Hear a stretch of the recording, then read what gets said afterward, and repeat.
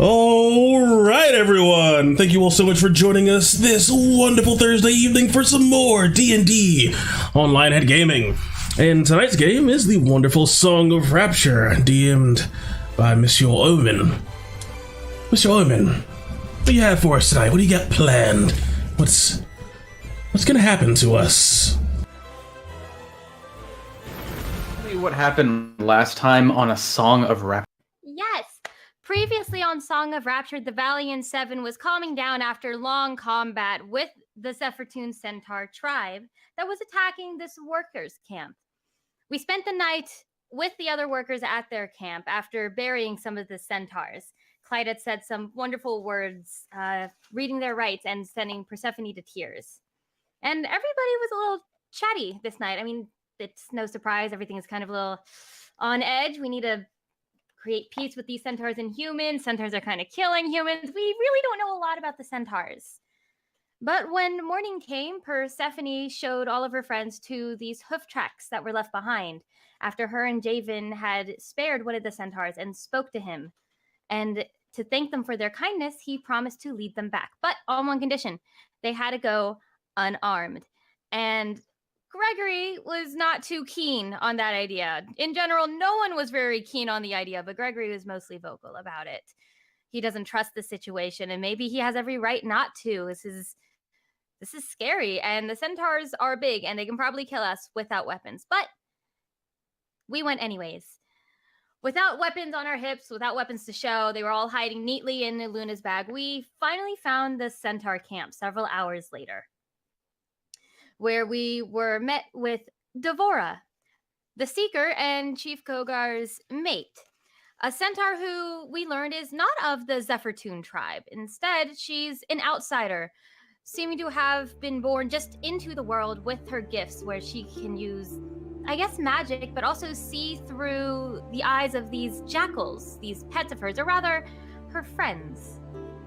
She was telling us the centaur side of the situation, of how she was saying they have always wanted peace, but it's just not the Zephyrtoon way. It's become a little more about war and fighting.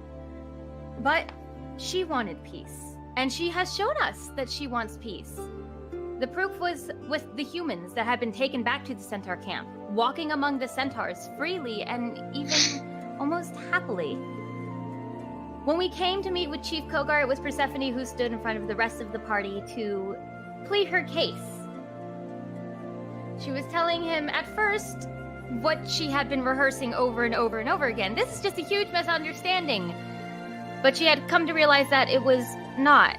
You see, before the humans and the centaurs had actually started fighting with each other, Chief Kogar's family had been killed. Not a lot is known about that night. Nobody could even see who it was, but it was, Devora had told us that it was a slender human with a beast of claw, and nobody could track this human. And that was when the war between the two groups finally began. Despite all of that, Persephone still felt like there could be peace, and with Devora's help even, was able to convince Chief Kogar that whatever it was they were trying to protect in these lands, the Valiant Seven can help them transfer this magic relic, these words of power that they have an oath to protect, and put it into a different vessel so that they can travel with it. But before they were able to head off, Kogar wanted to test Persephone's bravery. He asked her if she was brave, and shaking and terrified and very uncertain of her own words, she answered honestly. She's scared, but being there meant she was brave.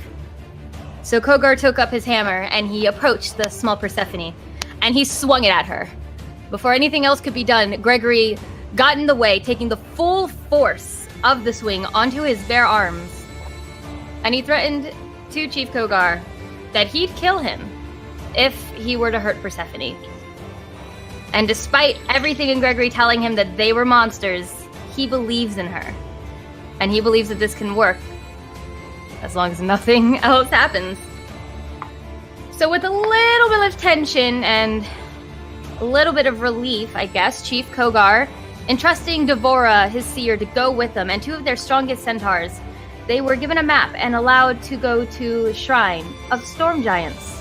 that had once protected these centaurs against dragons during the era of ancients. It is the last promise that these centaurs made to protect these words. And as we approached, one word emanated from the center of this shrine. A word in giant that none of us could understand. But now everything is starting to move. And we have no idea what's about to happen next. So stay tuned for tonight on Song of Rapture. Well done, Persephone. Give yourself some demon inspiration. Yes!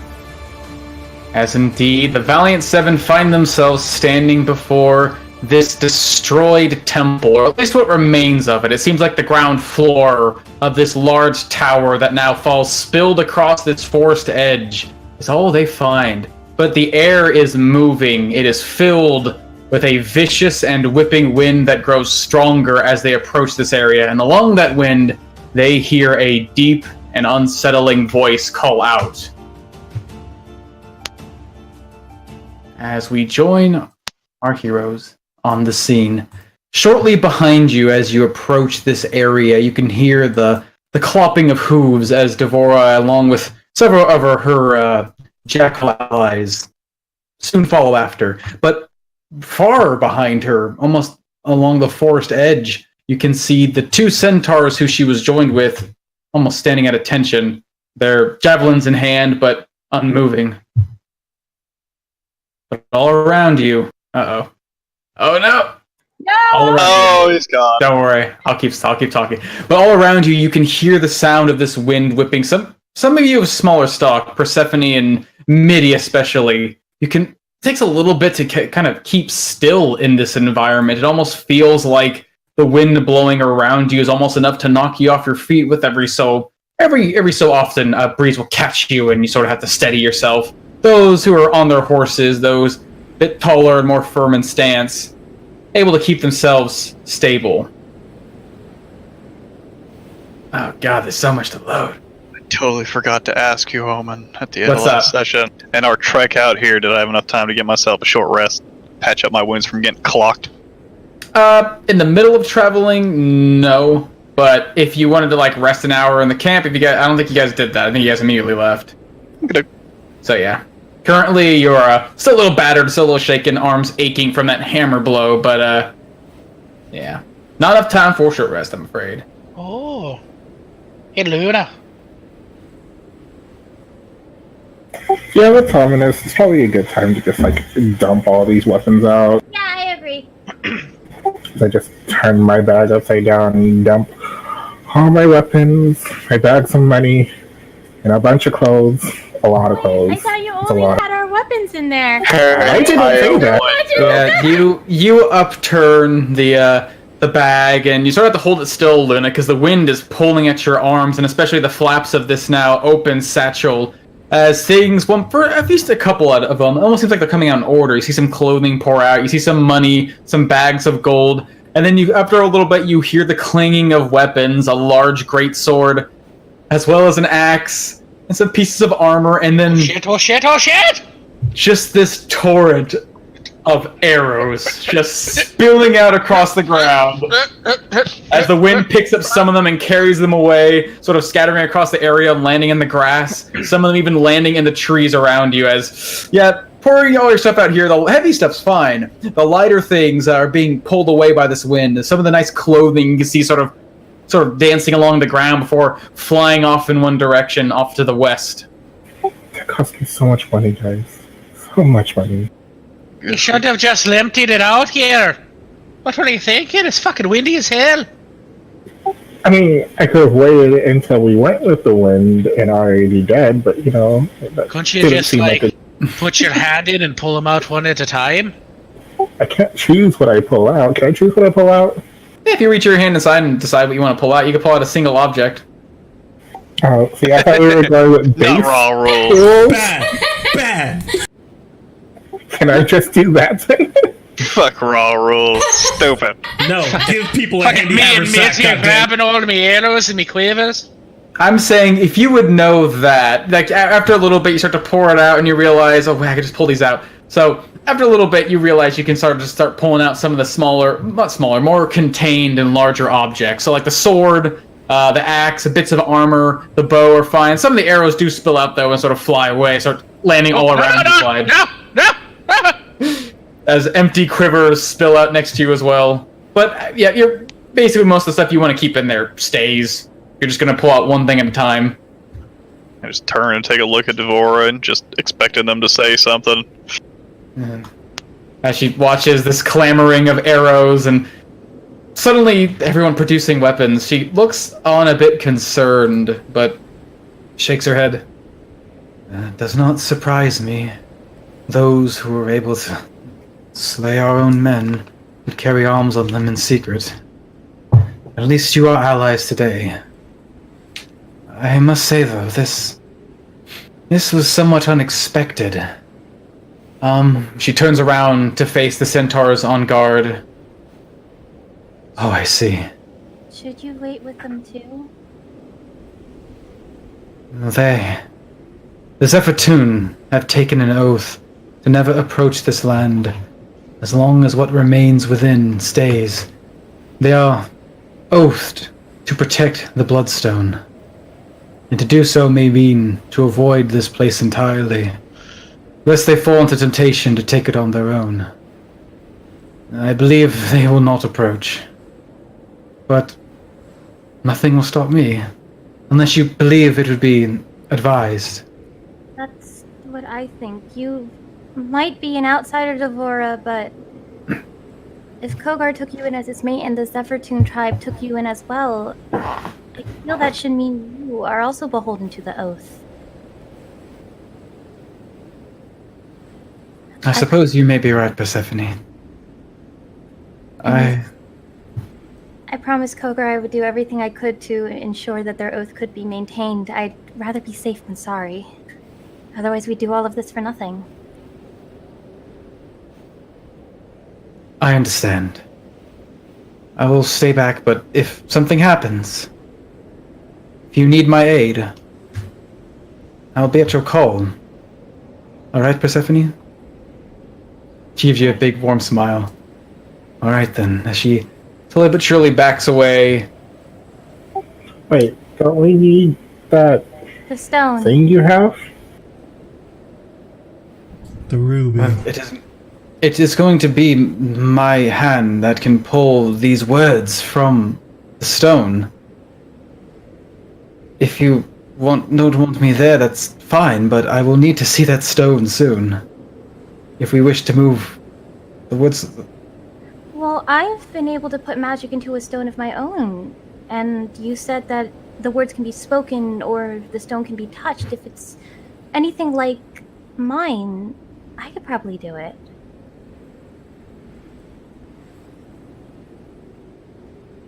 You must be quite a capable creature, Persephone.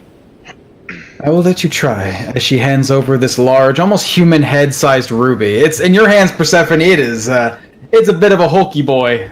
Probably weighs about 15 pounds, just concentrated stone. Oh god. But she seems to handle it quite easily. That's the weight of a fucking cat. Where's my cat? Not 15 pounds. Look at that! My cat's 14 pounds. Yeah, see, that's Jeez. the weight He's of a chonky cat. boy. Yeah. He's a big boy. Chunk. Oh You lord, big she cat. coming. As she hands off this massive ruby. Okay.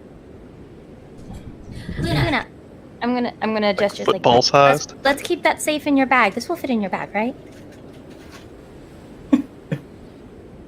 Wait, are you sure if you put it in her bag, is it gonna come out?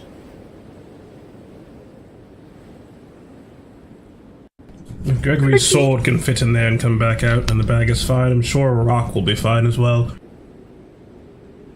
That's not just a rock, Samantha, it's a fucking giant ruby. We could buy a small town with that thing. No, you honestly couldn't.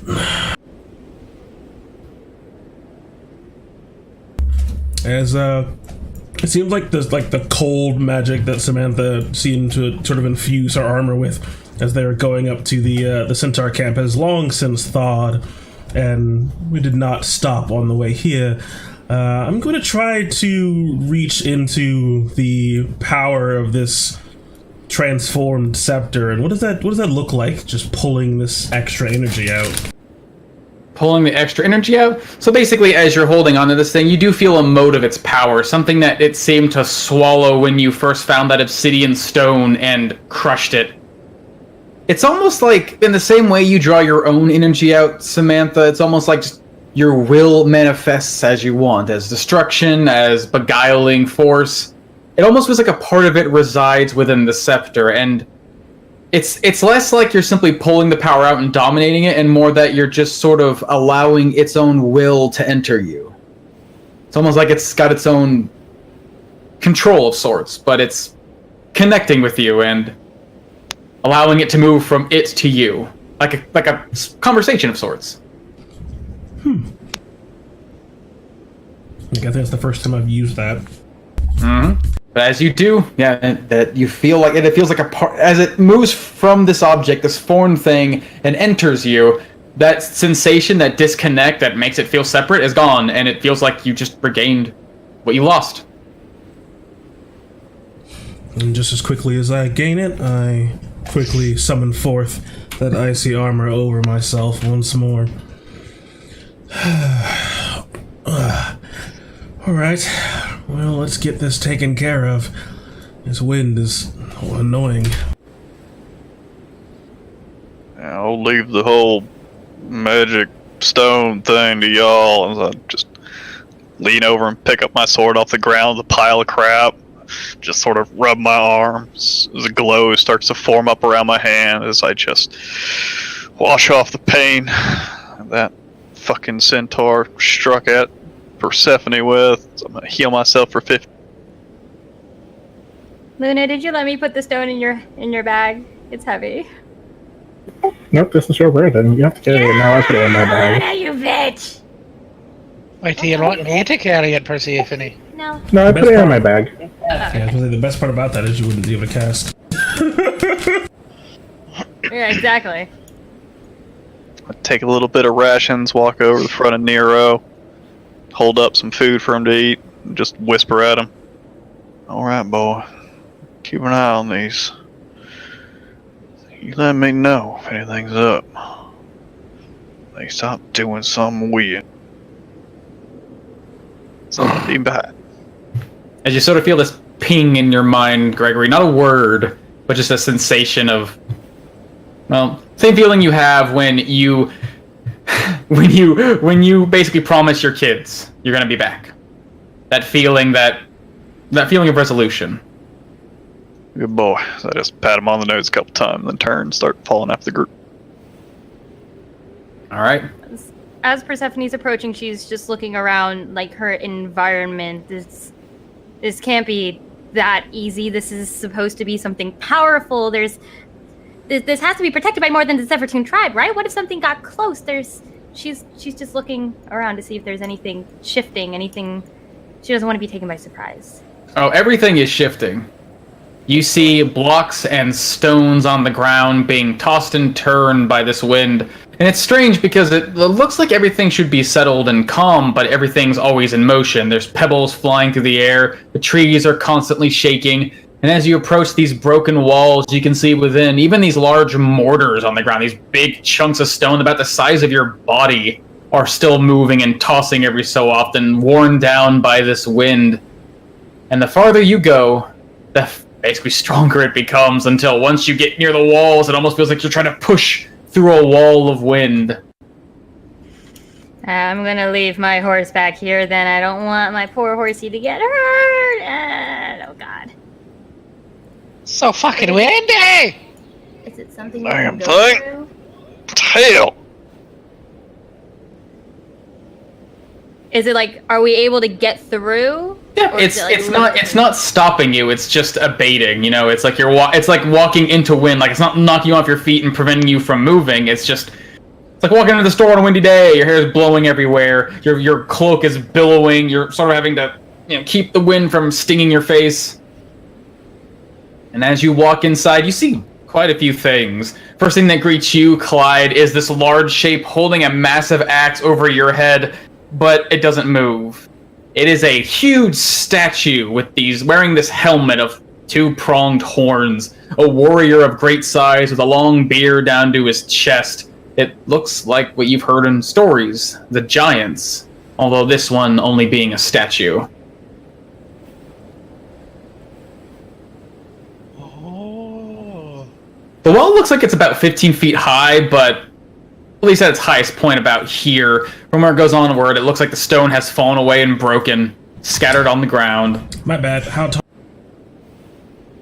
The rise in front of you is about 15 feet off the ground. It's interesting to look at, actually, because to the sides you can see these staircases that are far larger than, well, your feet could possibly normally step on. You have to kind of like lift. You can see Persephone and Javen like lifting their legs to their knees, trying to get up every step, as these things are not meant for human feet. The hell is a damn place? Person, what are we actually looking for? I think they're words etched into a stone. Like I guess a spell of some sort? It's a fucking windy one! Yeah, at this point, Clyde, you're walking around this area. You can see one of these statues again, although it's on the ground and just shattered to pieces. And every so often, you feel like something scratch against your face as you just see these pebbles and looks like shrapnel of metal casting through the wind and scattering against your body. Fucking pebbles! I'm gonna stop for a brief moment and I'm going to close my eyes and I'm going to try to listen. As the wind blows all around us, I want to hear. I've made friends with my time within Mobia, and I've learned there's life all around us. And the wind blowing so strongly, there's no way this is just a wind, right? Give me a perception check.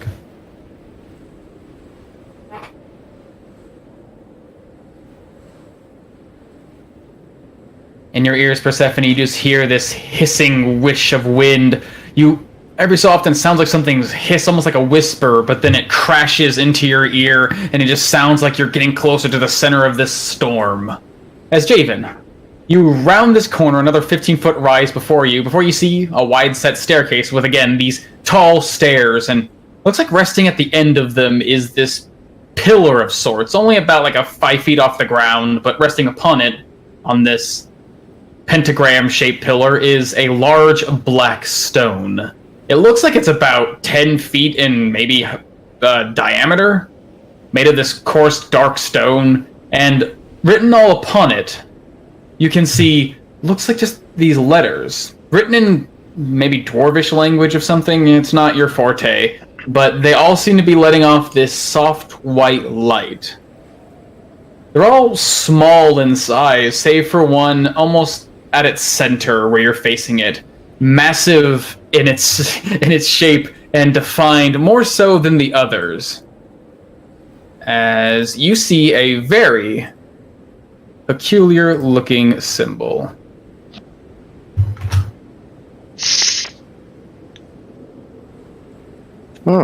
This means nothing to me. It means nothing. Is this staircase, is that just broken off? From what you can tell, kind of looking up over this thing, having to hop up to see, you see it looks like a staircase rising up into nothing, where it looks like there would have been a second floor, but, well, this is the only part of the floor that remains. So it doesn't lead anywhere else, this is the only level? Yep, it goes up, and the upper level it should lead to is gone. Say, y'all get an eerie feeling about this wind and those statues, do you? I do.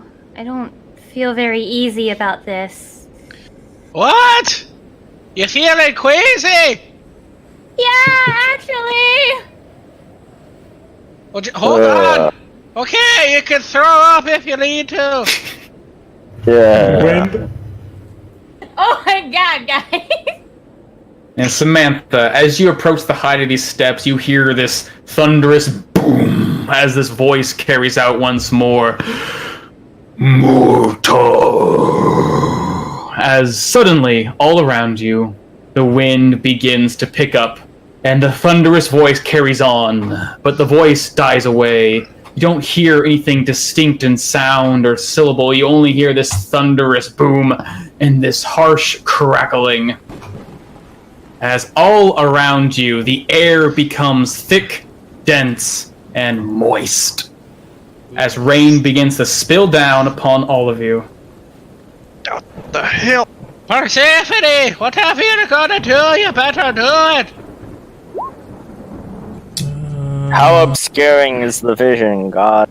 Nope, it's not really obscuring at all, actually. It's just Really? wind. Just rain? And it's like rain's blasting in your face now from above and from your side. Fucking Yeah, this isn't really pleasant. Pop on my goggles. As you look up, trying to figure out where this rain's coming from, you noticed before as you were traveling here, there was something of an overcast. And you could see off in the distance that overcast remains, but now, as this wind surges just above you, the light gray becomes this dense, almost black color, taking away some of the light from the sun. Almost as if a storm cloud has raised itself over your heads. Oh, Considering how things are changing as we get close.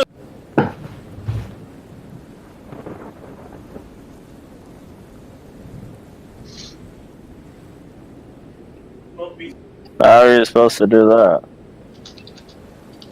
Yeah, I don't think. And as you step closer, Samantha. Mortar Bloodova. And all around you, the wind immediately surges powerfully. I don't think that means everything's fine! Messing with the And within the wind, you see, it looks like a cloud starting to form, not quite enough to obscure your vision, just a light obscurity. You see this wind starts pulling you off, and some of you have to hold on to something next to you to stay on your feet. And within the wind, spiraling all around you, you see these shapes beginning to take form. They rest at least about 30 feet above the ground where you're standing, Clyde. A few of you are now 15 feet higher. But one by one, you see 3 massive shapes forming within the wind, circling around in this cyclone. As they begin to make their way towards you. here we fucking go. I'm gonna need initiative rolls. DM, I'd like to start initiative now, if we could. Oh, that's how you fucking do it. Oh, he's so quick! How Ian, quick I we would are! like to say that as I see these strange creatures appearing, I would have totally invoked my. Sorry, the music's so loud I can't hear all of you. I just want to hear these initiative rolls. That initiative's I already just wanted to have my rolled. true form, God. Initiative's I drank already my rolled. 4 buff You should have potions to interrupted activate my God. weapon. Oh, so much music. I didn't know Well, you what hear my forms players I talk. saw. Oh, well, I guess I'll just roll initiative. And these look like literal, like, Oh. air manifest, essentially, right? It looks like within this swirling cloud around you, these puffs are pulling out and taking form. You can see like parts of them pulling away as they fly forward in these massive mounds. It almost looks like eyes open up within and this mouth that stretches down to its stomach basically appears. Big old puffy boys. Yep, hold on. One moment.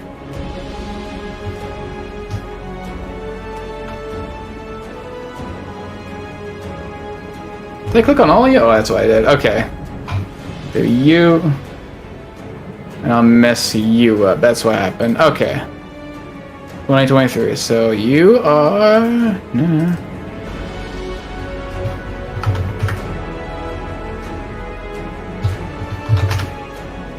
Okay. Doing math, I see 3, and yet the DM rolled for 5 of them. Okay.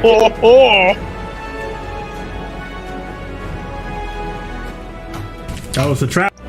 They're all gonna spawn right next to you now that you pointed it out. That's how it works. Yep.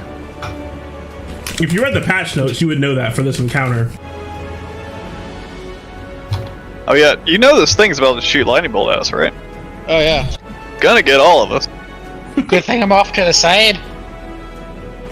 No, it's one of those like it changes directions, but just once. Oh, so it's So gonna it go shoots like... out here and then it goes there. Yeah. Like that? just once. It just shoots out here, and then it just turns up. You didn't see the mirror right here. There's a mirror. Oh, the mirror. Yeah. All right, as Clyde, you find yourself standing amidst this whirlwind, and above you see this massive creature forming. But first, you feel the wind pulling against you, trying to grab onto the wall, but your claws begin to slide. Give me a strength saving throw. Oh no. Ooh, but thankfully your claws dig into the stone and you're able to keep yourself stable and not slide backwards. What do you do? I'm gonna slide backwards. Okay. I'm gonna go right there. I'm gonna see Savalis. You need to help me. So I'm gonna cast Hunter's Mark on him. See Oakleaf just whipping around in the fucking wind. You see this hero Oakleaf form onto its body and then moving around its body as if it were like some living cyclone all around, up to its head, around its form. Kind of hard to see how to hit this thing. How are you gonna try to hit this moving target? I fucking look at him like, alright, you got this. As I fire the arrow. Ooh, and fire you do. As you aim your bow, you see this thing moving around, but you manage to calm your breathing amidst the storm and fire an arrow, striking true into its body. You can see it actually go through and nail that little leaf, Clyde, but as it does, it simply passes through. Its cloud form somewhat dissipated, but reforming shortly after, as it takes a slight amount of damage.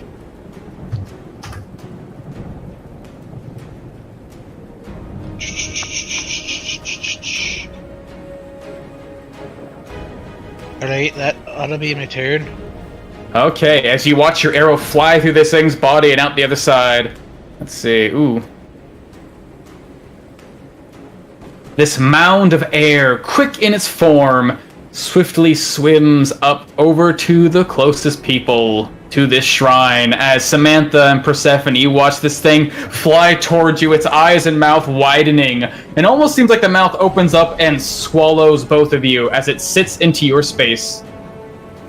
And then when you both of you feeling the wind suddenly pushing away from, trying to pull you away from this shrine, pushing you down the stairs, suddenly changes direction and starts spiraling around you. You almost get knocked off of your feet, but you have to find a way to keep strong. Give me strength saving throws. You just hear me call out, damn it, purse! Ooh. As you do have +3 purse. Although I don't know if that's enough.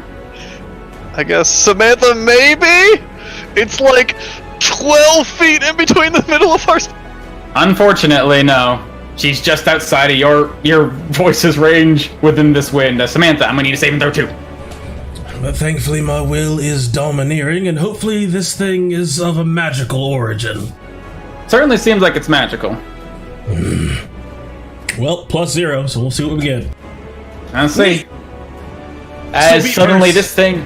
You ready your guards, Samantha, and you too, Persephone. You're ready for this thing to come striking at you, but instead it just simply surrounds you as this bowl of wind before it spirals around and basically starts throwing you off your feet. And within its body, as it flies through the air, you can see debris pulling into its form as it batters against you, dealing 16 bludgeoning damage to each of you. And let's see. Okay, 1, 2, 3. Samantha.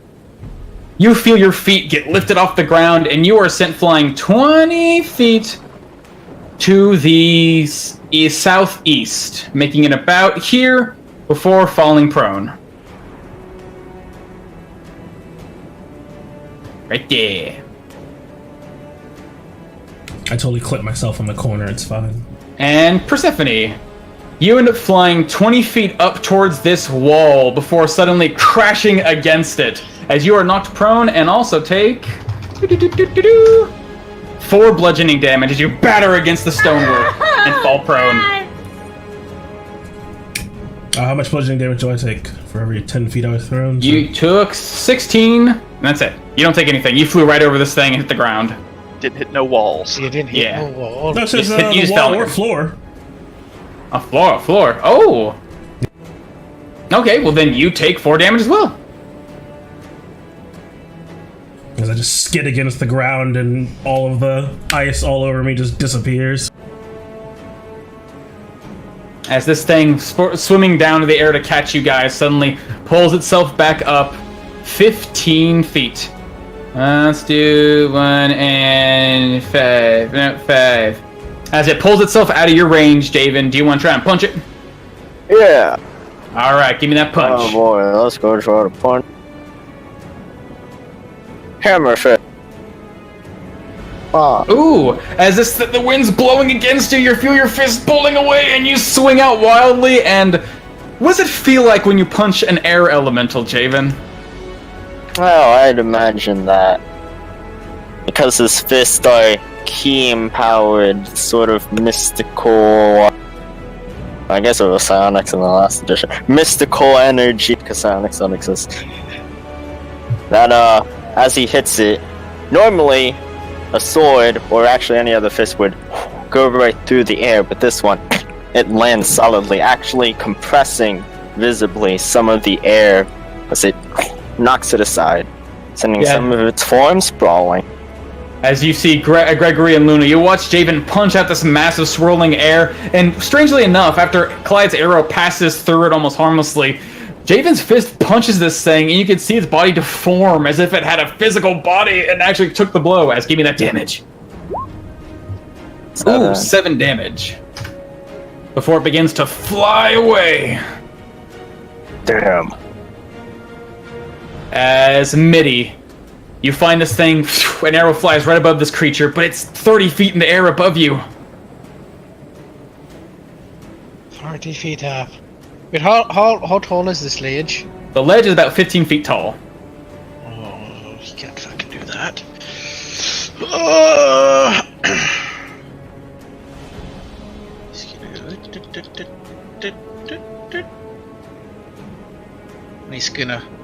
He's gonna hold his bite for something to get close to him.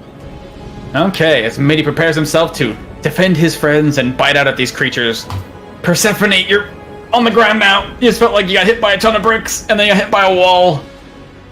What do you do?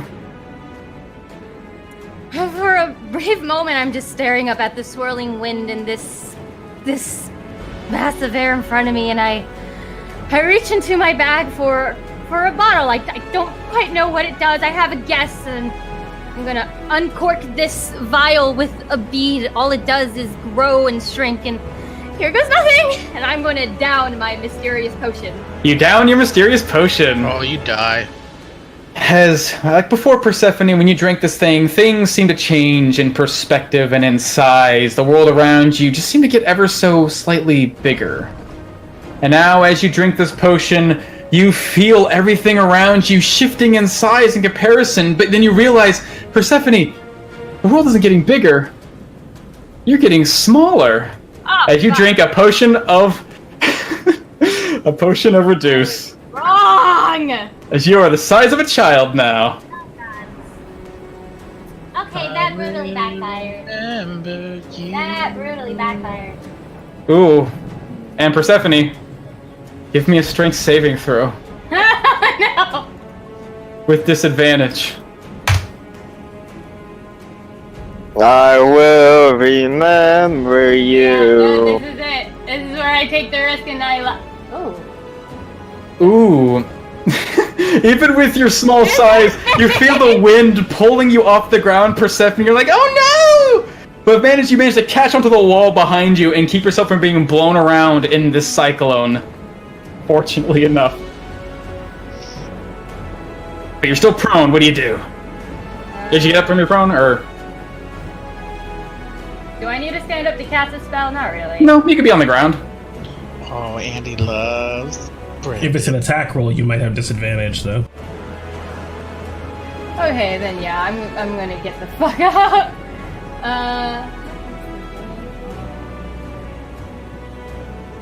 Make it a little bit smaller. Hold on a second. Do. Oh god. Shit. And this little wind thing is 15 feet above me, yeah? He's 30 feet above you. Oh, he is 30 For you, 15 feet, yeah. Okay. I'm gonna try to grasp onto him using my thorn whip. Not a disadvantage, but still I'm 11. Are you prone? No, I got up. Okay, so you stand up on your feet and you whip out at this creature. You see its windy form. You see the whip almost go around him and catch him until its form seems to twist and pull apart just for a moment, allowing the whips to go through him harmlessly. As that will not connect. Yeah, fuck. You are tiny. You're small, but adorable. Yeah, I'm tiny and adorable. Can I try to find a stable place behind a brick? You are basically right now the size of a child. These bricks are pretty big, so you could probably try to find a place. It seems like as you press yourself up against the wall, there's occasionally like a twisting draft that might pull you down to this smaller ledge here. But otherwise, for the most part, the wind is actually pushing you against the wall. Okay, so yeah, then I'll try to stay against the wall. Okay. Just for a clarification, you are small, and so you suffer this while you're drinking this potion. No. Ah! It was a 50-50 chance! Disadvantage on strength stuff. Well, that ain't good. That was where the 50-50 came in, because if it made me get there. If you are now half your size, 1/8 of your weight in a windstorm, when you are already struggling against the wind. And there's nothing you can do. Well, actually, there is something you can do about it, but oof. Yep, that'd be it. That'd be it, Chief. That fast. This is it! All right. Ooh, as on the far side of this windstorm, you see, oh god, it's so crunchy. You see this mass of air come swimming across the land and comes, let's see, ooh. To make about here before descending down right on top of you, Javen, and you, Mitty. Ooh, as Mitty, your teeth come sinking into this thing, and you're Gregory, Luna, and Javen. You're watching Mitty reach out and bite at the air, and you don't know what to expect. As Mitty bites down, and you see this massive wind shiver and recoil in great pain. As Mitty, as you pull back against the air, you watch just like as Javen pulled against the air with his fist. Mitty, you too can bite and rip this massive, almost ethereal creature with a hunger that's quite new to you. As Mitty, you unlock a boon! Ooh. You feel something inside you, this deep hunger pulling at everything that rests within your jaws. Something recently acquired through, well, sort of a hunger of your own. A deep-setted one that nearly killed your ally as you earn the Jaws of Hunger. Mitty, your natural weapon attacks are considered magical for overcoming magical resistance. And when you kill a creature with your bite attack, you gain temporary hit points equal to Clyde's ranger level. Ooh, what? That's a lot. As I will do now. 1 second. I'll post it right here, real quick, in the box. Find the thing. Where'd it go? Here it is. I had a feeling he was going to get lifesteal based on your description, but I didn't think you were going to do it like that. That's neat. God damn it.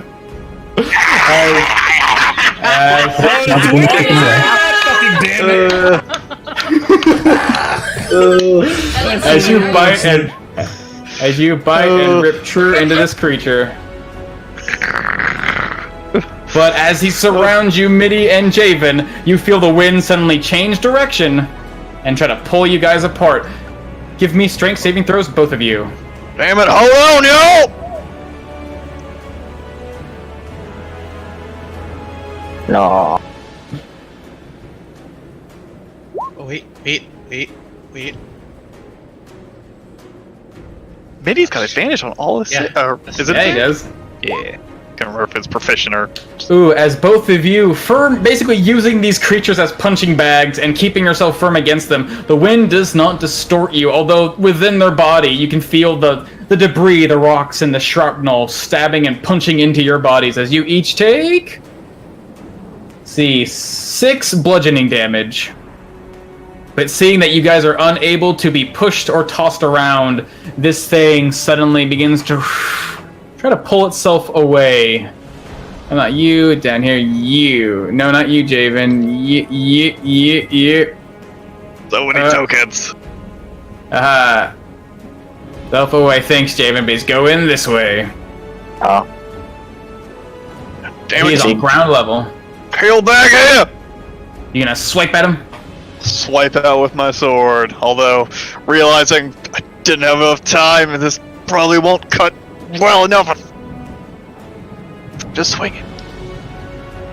Ooh, it's kind of hard because you're basically having to swing around Javen and kind of around Midi, but fortunately he's quadruped, as your sword barely avoids Javen in his stance and carves into the very side of this thing's body. You can see the wind get parted for a moment as it shivers in pain, as you do barely connect. Like, cut into it, and I know my blade is not going to do it, but thankfully I've got fucking gifts on my side as I cut into it as light shines, and hopefully the light itself will just purge this thing out of existence. So I'm just gonna put a little bit of smite. A little bit of smite. Ooh.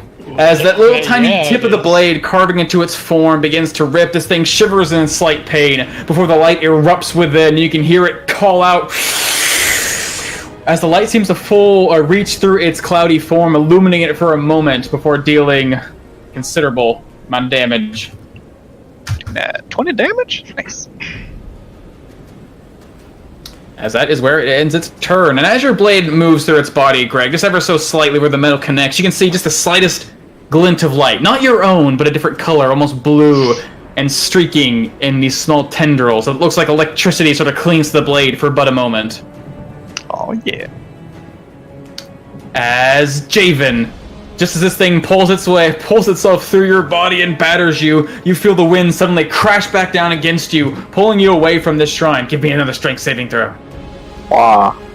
Oh. Ooh, and as this thing, you manage to hold yourself in one moment, the next moment the wind comes bashing towards you, and you get sent flying 10 feet backwards. Let's see, Greg, you're down that much. Greg, give me a dex saving throw.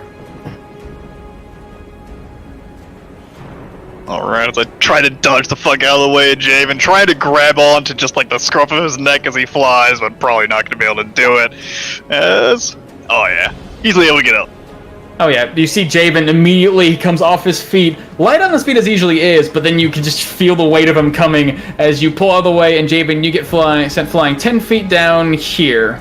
But not much prone, fortunately. Javen acrobatically able to recover, sort of tossing and turning in the air before landing, sort of doing a handstand with one hand and righting himself up real fast. Oh hell. Alright, which way is the wind blowing? The wind seems to be blowing like a spiral, but it's the strength of it is pushing you away from this thing at the center. Okay. So Javen will pull out his flask and sort of like pull it out in the direction of the wind and go, ah. That way. Oh god. Yeah. Oh no! Oh no. No. And Javen pulls out his flask and just lets the wind pour all the drink into his mouth. Positioning it. He'll take a nice long drink and let himself get lumbered. Nice. Where's the dragon dew flask? Ooh.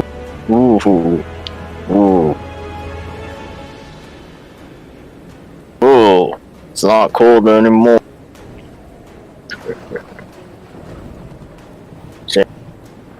Is it difficult terrain, God? When you're moving directly against the wind, yes. Clyde, you're able to pull away from it. Moving away from the wind didn't seem to stop you. Midi, pushing yourself up against the wall, didn't seem to have much wind knocking you back when you were flat against it. But if you're trying to run directly towards this thing where the wind's pushed you back, yes, it will be difficult terrain. Yeah, Steven is able to sort of. It's strange because the wind's pushing against him, but Javen's able to actually use the wind pushing against him as he sort of spins around and around, sort of doing a ballerina spin, using the wind as he pushes against him to move forward, and then move forward, and then move forward. He's able to sort of do this weird dance, and then shimmy, shay, ya, all the way over to this one. Nice. Easily enough. That 55 feet of movement. Yeah. So you're able to shift past your allies and shift through over Mini just around the corner through the wind, but with your dance, you're able to sort of catch the rhythm of this wind and make it just next to this creature. Howdy. Two attack. Two attacks. One fist coming out of its body. It seems like this thing is wary of both you and Mitty now, and as your fist comes out to get it, you see its body part and allow your fist to go straight through, but the second strike comes in and lands true against his form.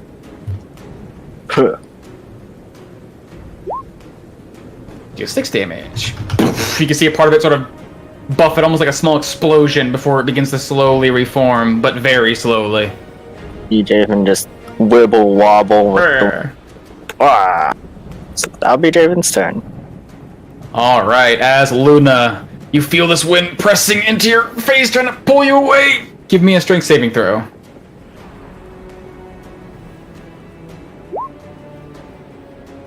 As even with Greg's influence next to you, just seeing all these windy creatures blowing your hair around, disorienting you, suddenly, as Javen moves past in front of you and Minnie sort of ducks down, this buffet of wind comes crashing into you, and you get moved back 10 feet.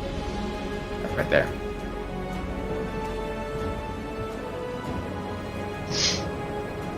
What do you do? I apologize. Okay, so wait a minute. He's 30 feet in the air. Yes. He's like 15 feet in the air. Yes, I guess he'd be 32. Yeah, they're basically on the same spot. These two. Oh, okay. Then I just throw a fireball 30 feet in the air in between this guy. Alright. As you see these things, some of them flying in the air, some of them on the ground, these things basically all somewhat lined up together close enough within a radius where you could center the blast on this creature and still reach these other ones. Ooh, yeah. Let's see. The wind! No! Airburst. Tank game called. World of Tanks. Ooh. The old tank game. As this creature at the center seems to be aware of all the danger around it, the pain it suffered, and it manages to try and rip itself away from these flames that suddenly begin to expand from its form, these black fire, as he takes 14 damage. But these two, caught unaware, more fixated on the prey that they have damaged, get basically engulfed by the fire. You can see for a moment these swirling bowls of wind that make their form catch flame and give them more definition to their shape before the fire dissipates, but not without taking quite a bit of the air that gives them sustenance. As they are Tank wars, I guess. heavily damaged. I'm gonna try to get like out of this wind. I'm gonna like run, I guess, into this statue. I guess put my back to it. Oh, hello, Luna! Oh god, I shouldn't have come over here. Yeah, you put your back to the knees of this large creature holding an axe above you, but it doesn't seem to move, only debris scattering around its large stone form. And that's return. Alright, Gregory. You feel the wind pressing against your face. Now that some of your allies have moved out of the way and the wind pours all around you, you have to stand firm. Otherwise, you might get blown back. Just holding my sword out in front of me as I try to use it to block the wind just a little bit. Just a little bit. Only a little bit of the wind is a block because that's how you flavored it, so you fail. Right. But fortunately enough, Gregory, you are blessed by the gods, and no matter how little wind you block, you stand firm as your sword stops the wind, and you're able to just keep your footing on these stairs. Thanks. As I start to push myself against this wind, not being able to move very fast. Although you can see my blade starting to glow ever so slightly, but it's not quite as intense as Gregory has a gift that he can call upon, but there's something else. Something that's not quite as personal, but it's just fast enough as he gets close to this thing, as his weapon finally, the glow in place as he casts some magic weapon. As he finally getting close to this thing, strikes out twice at it, trying to cut it to pieces. Nice. Give me those strikes. As I'm cutting in, trying to be measured, knowing fighting this wind, it's fucking beating me around all over the fucking place. He's not sure, completely confident, not quite yet. And it's 14. As you take your sword, it glimmers ever so softly with this divine light to help guide your strikes in the name of Avandra, and you swing, but again, after the flames subside in the air, the wind extinguishing them, this creature is moving faster around in the air. You can see sparks of electricity moving along its cloudish form, as it is quite evasive and avoids your first strike. Damn it! Ah! I strike back the other way, trying to cut through.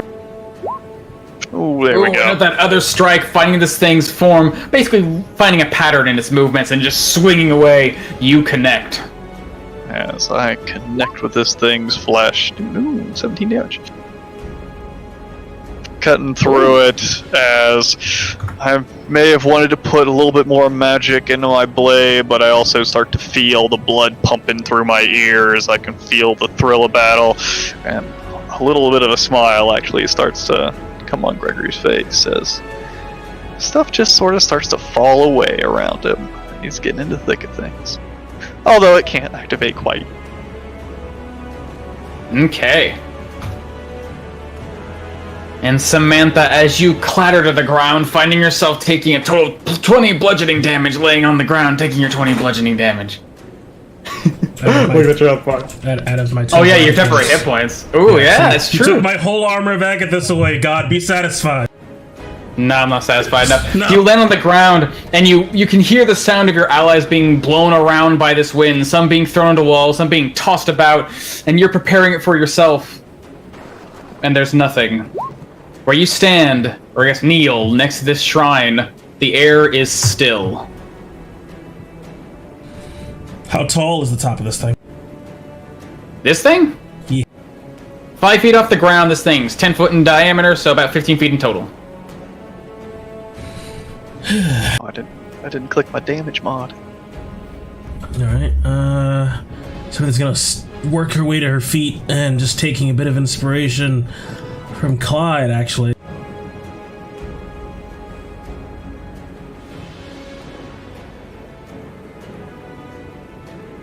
You could basically get up to one of these edges of the pillar. You'd basically be 5 feet off the ground, but then it's a giant, almost perfectly carved sphere. You basically be trying to pull yourself along this, not quite flat, it's a rough stone, so you'd have to like dig your nails in and pull yourself up. Might be a bit of a chore, but you could get it done with enough movement.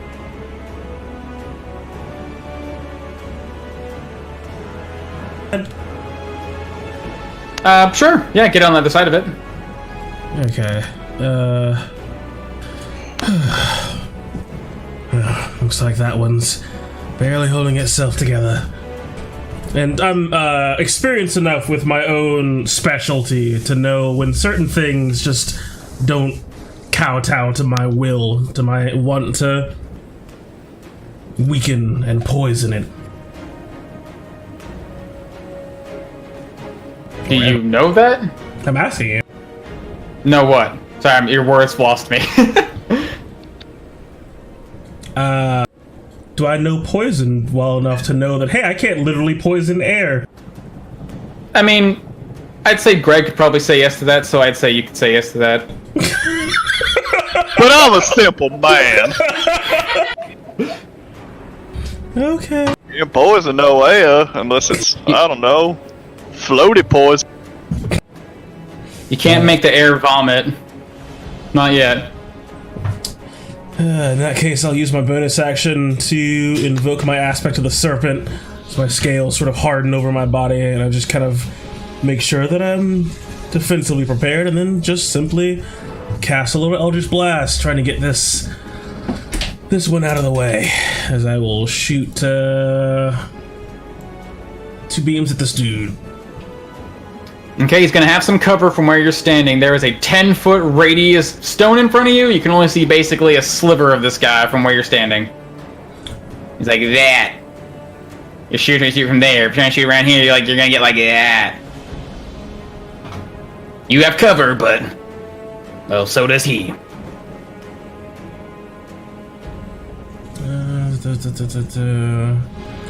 Okay. This one's floating like 30 feet up, right? Yeah, he's 15 feet up. You can see him pretty well. He's probably, out of all the three, he's the easiest to see. This guy you can see, this guy here you can see a little bit of, but again, there's a 10-foot stone in front of you. And he's 15 feet above the ground where you're standing.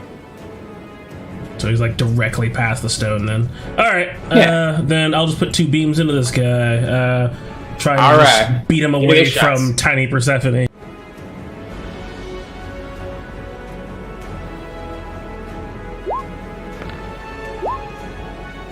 Ooh, as the first shot will connect, soaring through the air and pounding into its form. As you do 8 damage, let's say doo-doo-doo-doo. Now you're pushing him back? Yeah. As you knock him backwards, the second bolt almost strikes him, but this pushing almost seems to just get him just out of the trajectory of your shot. As it will miss. It's 15 feet, so it's like that. It's 10 feet, so it's like that. Alright, that's it for me. Alright. And as you strike him, Samantha, this thing coiling around, looks around for the battlefield, and, well, there is one person to go after. Although you see it swim up towards you through the air, get to the very edge of this thing, where its form becomes more defined out of this whirlwind. And it's going to basically stop on top of you, swirling down into your form. Oh, that's not it. Oh god, Oh, no. invisible now. There he is. Ah. As he's going to descend down to your level. But rather than feeling yourself being lifted off the ground, you basically, as it's following through this air, going across the rubble, you see it take pieces of the wall with it, these large mortars that come crashing down, trying to smash into your body, slamming into you twice. And That zoom in first one was 26 hits. good. As this thing surrounds you again, expecting this thing to pull you off your feet, instead this barrage of mortars come crashing into your body, dealing 8 bludgeoning damage, with the rest comes flying off and bounces off your scales. Damn it. As that is where it ends its turn. And within Samantha, you can almost see and hear within the wind this crackling of electricity, sparks of blue moving throughout its form. As we come back to you, Clyde. Do I perhaps maybe get some simple ideas or emotions based on it maybe speaking? I don't know if that's speaking or not. Nope, it just sounds like wind to you. Okay. Ain't no humanoid. Oh yeah, that is how that works. Where's your face? I can't see it. Sort of everywhere. Can't read your emotions. I can see his face right there. There's a little mouth hole, little eye holes. I don't know why. It's hard Archer Timble. That's What right. do you do? So I'm gonna reach over to the left side and grab my quiver to the left that's got me silver arrows in it. I'm Ooh. gonna pull that and notch it, and I'm gonna fire at him. Alright, give me that shot. Ooh, as you're trying to aim through this wind, it's almost disrupting you, but seems like you're quite accustomed to doing things in difficult terrain, Clyde. The wind, although it should pull your arrows aside, you find a way to shoot through it as your arrow comes through and strikes true to this creature. Dealing, 14 damage as it stings into its form. You can see the silver actually hit the wind and sort of the sparkling of light, electricity, and sort of almost radiance.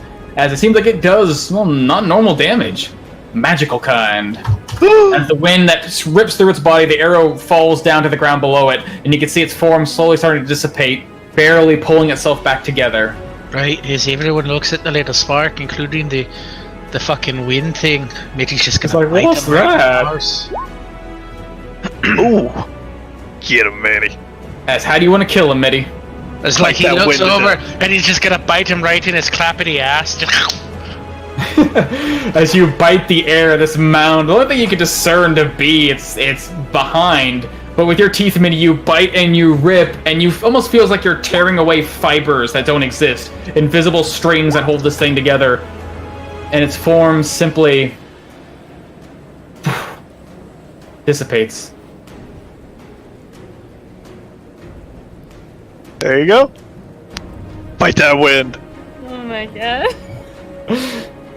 I'm almost proud of you, John. I'm almost proud of you. I know, right? Good for A lot of anger, though. A lot of anger in me, but so proud. I was disappointed.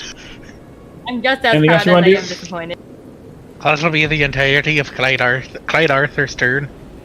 Alright. With one of these creatures down, the other being sort of beset by these creatures. One of these men moving inside of his body. You can hear it hiss out angrily. As I'm not in him. Oh, wait a minute. Wait a minute.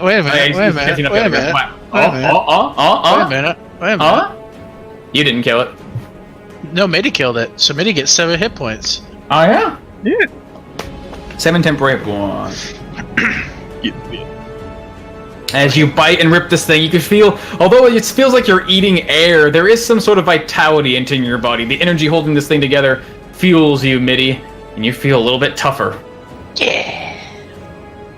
And as this creature looks down at those who sort of, I guess are starting to fill up where its space would be, it's going to descend down on top of both you, Mitty, and Gregory. Ah, damn it. Why do they keep doing that? Not even hitting that. That damn thing! As within its form, you feel the shrapnel shards, the pieces of stone spiraling inside as it tries to toss you about. As I need both of you, Mitty and Gregory, to give me strength saving throws. Ooh. 17. Yeah. As both of you standing firm, striking true to these creatures, despite being made of wind, finding purchase in your attacks, able to hold firm, but you still get battered by some damage, as you each take 6 bludgeoning damage. You still got 1 temporary hit point. As it pulls down to you, can feel the sunlight pulls up and away, as this thing rises up into the sky above you. As it's gonna make it about, let's see, down there, up here, makes it about 50 feet above ground if you guys want to try and do something. Hell back here! Ooh. He's gonna fucking bite the shit right out of him. And I'm gonna swing just with all my strength, knowing it's just one shot before it gets out of my range, so I'm gonna go Can I get a strike in? Oh no! Yes you can, as it's pulling out of your range too. Wow. It is range. You got some reach? Good job, Mitty. You're the only one. He was right here. Oh yeah, I guess. It's 5 feet. But yeah, as you're pulling away, Javen, you're swiping out, but your fist, well, strikes air, but not the air you intend. Greg, you're swinging with all your might with this magical weapon, but this thing is... there's no real way to determine where its body is at any given moment, but Mitty, with blood and... well, not blood, but I guess air blood in your mouth, just the thrill of the kill driving you. You reach forward and you bite and you rip away at this thing. As it tries to pull up and away, straight 50 feet in the air. And as it pulls away, you can see more of these sparks, where your sword struck it before, where Mitty's teeth tore away, where Javen's fist almost tried to hit it. You can see this thing crackling with electricity, but... ooh, and as it does, you can see within this thing's form, this misty cloud, the cloud begins to darken ever so slightly. And you sparking within, almost illuminating features inside of this creature. You see sparks of this dark purple and sometimes bluish electricity.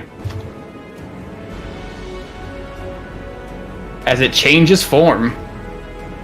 It almost looks like this angering mass of black cloud and crackling lightning. It looks so friendly. Look at that big smile. As that will be its turn, Mitty.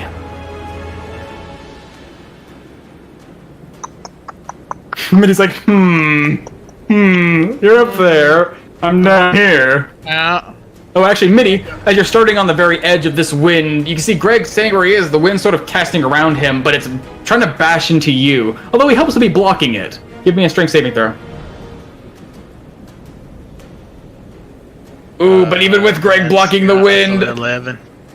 You get pushed back 10 feet as the wind casts you away.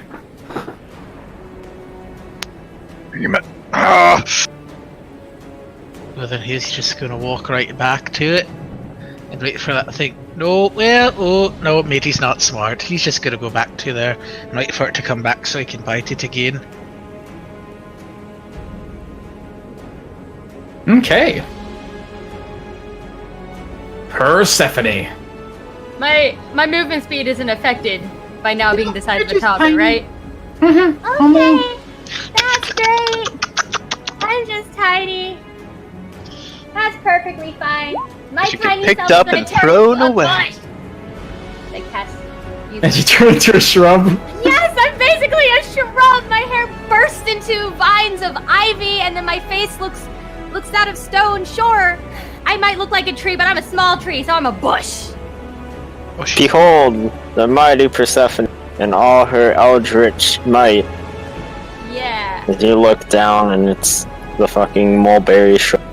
And I see Samantha's in trouble, so I'm going to throw a thorn whip at it. And what is that? That's a wisdom-based attack. Ooh. So boom! Oh, come Ooh. on! Oh, look at that. That still works. As your tiny form, you form this twisted little vine, and you're like, can I even reach it in this form? And whoosh, the very tips of your vines manage to catch onto this thing. The moment it touches this elemental mass, they seem to sprout and grow and wrap around it. As you hit. I'm gonna drag it 10 feet towards me. Okay, as it... Away from Samantha. Ooh. And yeah.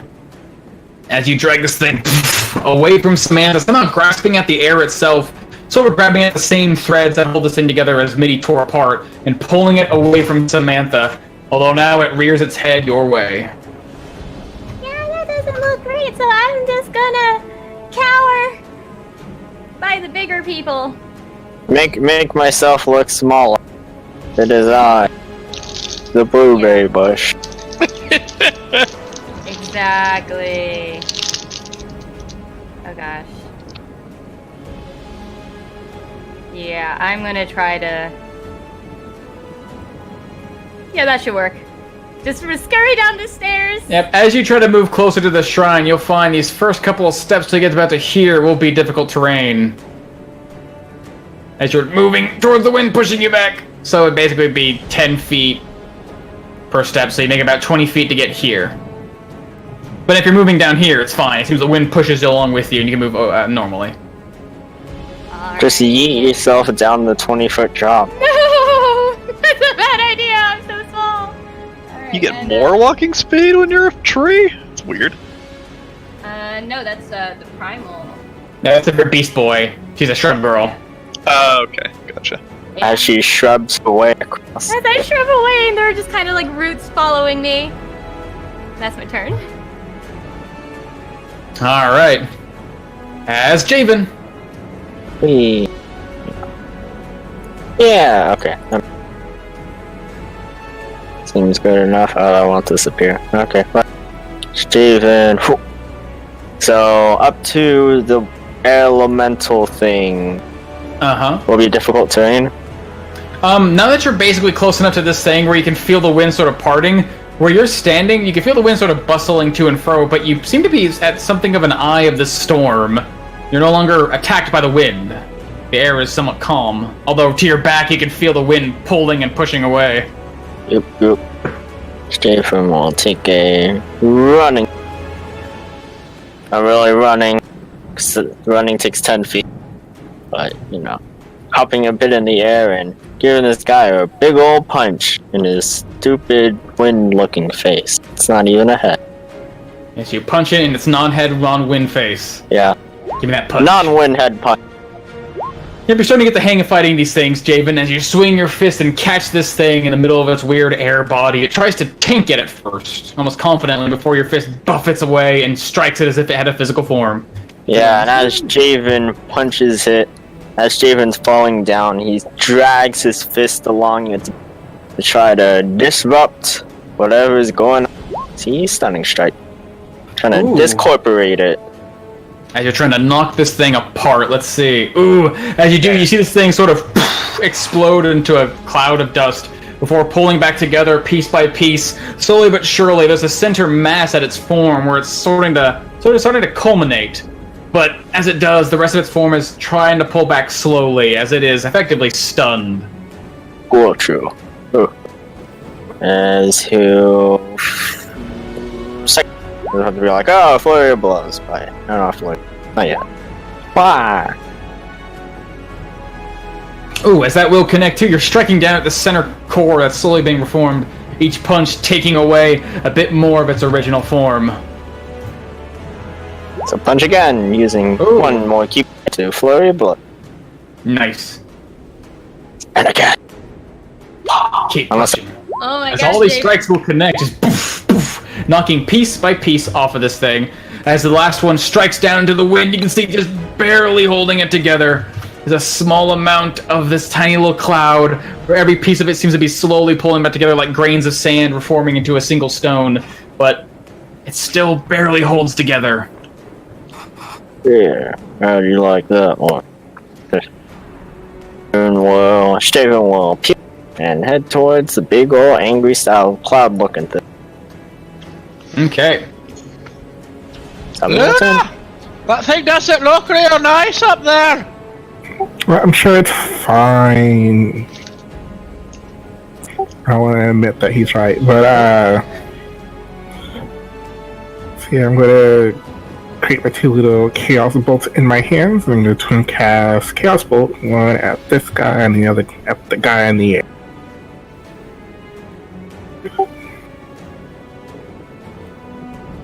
Okay.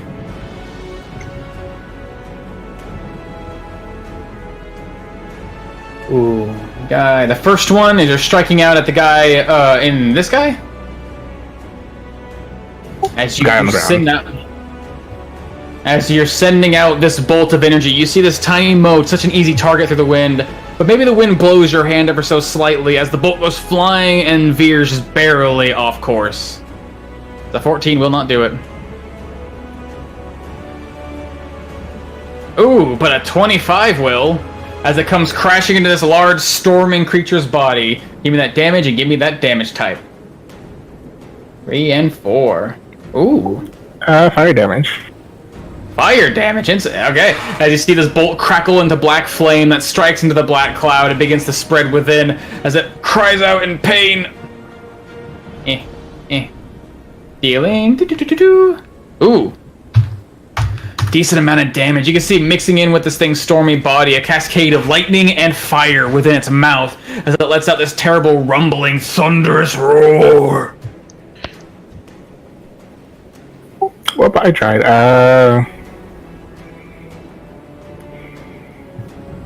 Yeah, that'll be my turn for now. Alright. As Gregory, this thing, you swing away at it, but not quite able to land, and now it, both burning and crackling with lightning, cackles above you. But to the side, you can see where the wind seems to soften. There's a small piece of this creature slowly reforming, but still so exposed. Yeah, see it just...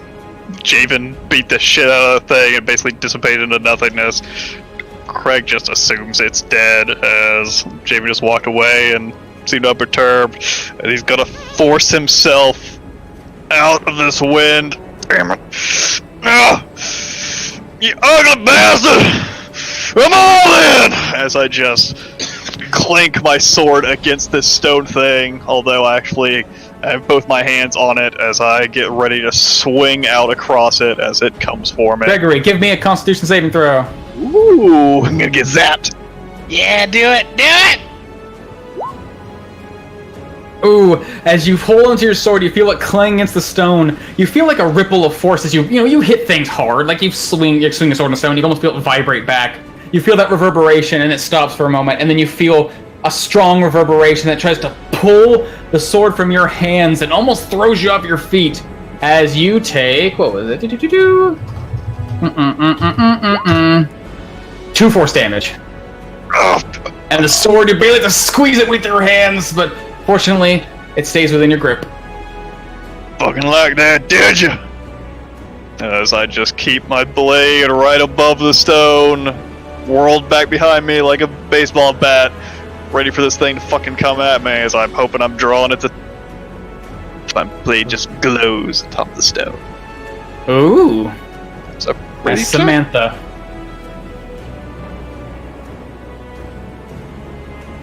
What's up? It's your turn. Oh, you said as Samantha. I thought like you were gonna tell me to make like I a said and Samantha. Oh, I think Conjunction as. Samantha. My bad. Sorry, I sprinted this dude and I tried to tear him apart. Wait, I pulled him away from you! Don't go after him! As you run to this creature and you're just swinging your fists away with Eldritch energy. No. Bite Just him. kind of getting battered around and just frustrated with whatever this nonsense is. She's just going to let herself slip into a little bit of anger, just a little bit of savagery. As I'm going to use my bonus action to manifest my snakes and just take 7 big old chomps out of them. Just trying to grab at the last bit of air with some primal savagery. Oh yeah, with advantage. Because he's a stunned boy. As you run to this small mote of air, it does not try to stop you. You can feel some tufts of wind trying to knock you aside, but they're too weak. As you're able to bite true into this thing. Give me that damage. Uh-oh, you made a mistake. Uh-oh. I did? You got rid of yourself from initiative. Oh, my Oh no! bad. As the wind blows Samantha away. Bye, have a great life! Oh, she died. As I fix your initiative, how do you want to do this? Yeah, as I just kind of like try to get up at this moat and manifest the snakes, they all just seem to lunge forward, each one just getting a chunk of the air and just start tearing it apart, as they just seem to almost be fighting over who gets to eat the most of it.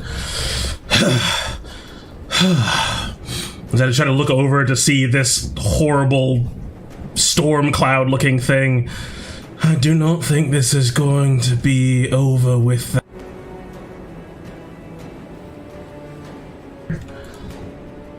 And getting ready to just shoot bolts at this thing as I see it's probably turning its attention towards Gregory.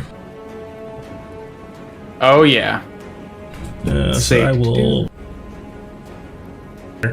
and begin conjuring forth my green bow again around my scepter. Okay.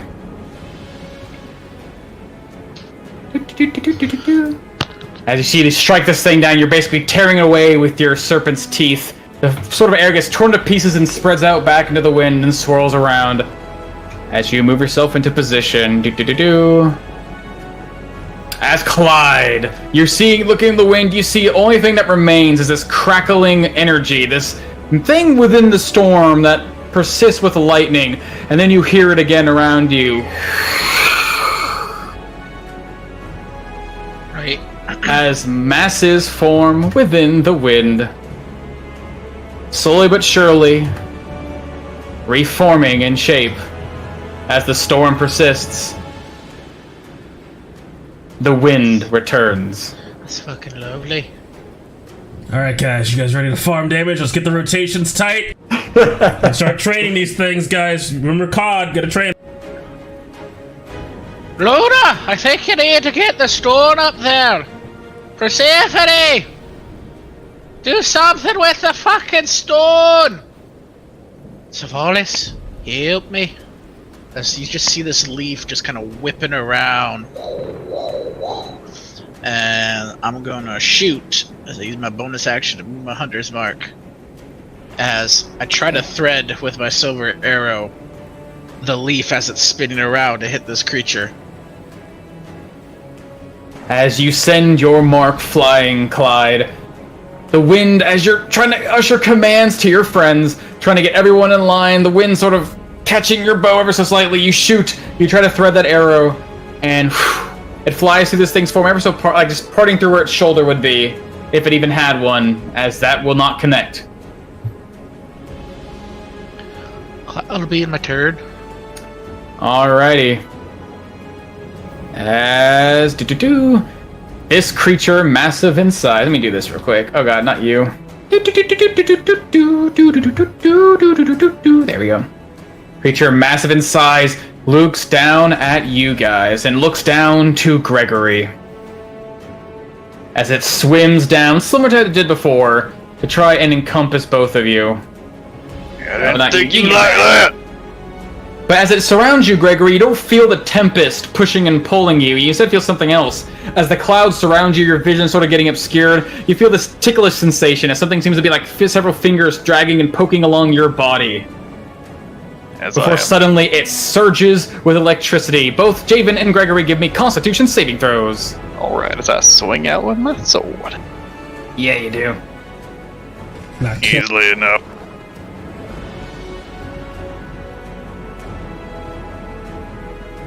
We do multi-attack rules? Yeah, you can hold 2 attacks. Nice. As Javen, I need a Constitution saving throw. Ah! I feel like not gonna range or something here. I'm not good at that. Oh no. I'm not good at those. Ooh.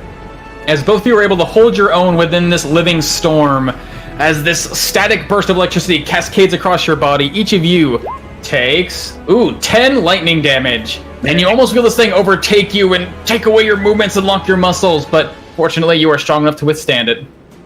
As I am just swinging out baseball bat style, cutting through this thing, as the light on my blade just surges as the blade swing. 16 hit. 16 will hit. As this thing's surrounding you, but you're able to barely cut through it. Ooh, doing 16 damage. Cutting back the other direction. And that will connect too. Just eradicating this wind in front of me, trying to get the fuck out of here as I see more of these things swirling all around. As eradicate it you do, as you swing your sword, how do you want to kill this thing? Just baseball bat style through the center of it in one direction, turning the blade and just swinging back the other direction as the light just almost arcs 2 lines through this thing, and as the lines sort of dissipate throughout your vision, that thing goes. Okay, as you see, you strike to this thing, your blade seems to almost swallow the electricity, the metal conducting the lightning, as its form dissipates for about a moment, returning to the form you've seen before, and then the sword cuts through, and then once again, this thing disperses into wind.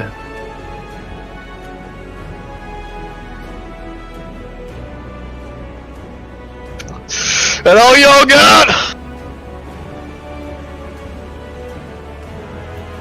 As Midi, it comes to you. Well, Mitty's not the smartest creature out there, so he's just gonna jump, and he's gonna try to bite this big ass ball. Minnie, no!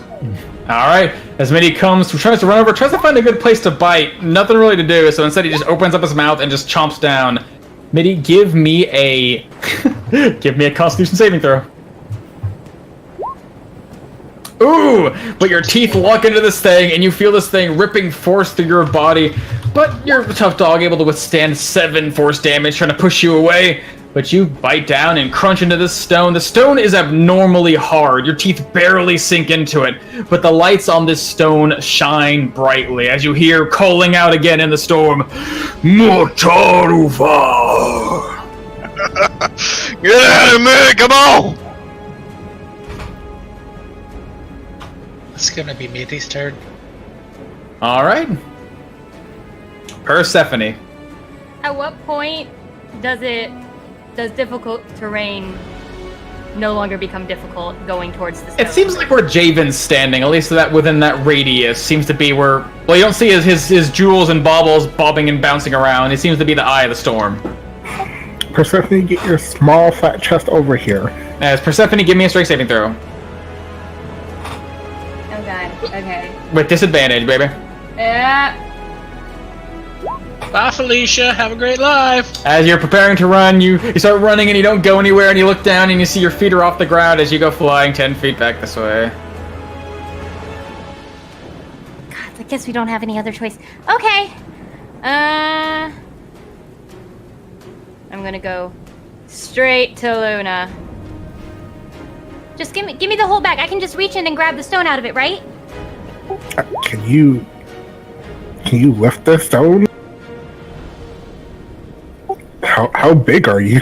That's a good question. It's gonna be half of your Luna, body you're looking like so. Luna, Persephone's always been kind of a child. She really looks like it now with her size. You remember holding this stone in her hands? It was about the size of a human head, and she had to put 2 hands to hold on to it. Now it's a little. I mean, she could probably carry it, but in this wind, might be a little cumbersome to sort of hold this massive stone.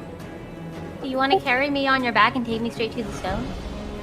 Don't get on my back, but I'm taking you to the stone. Get on her back.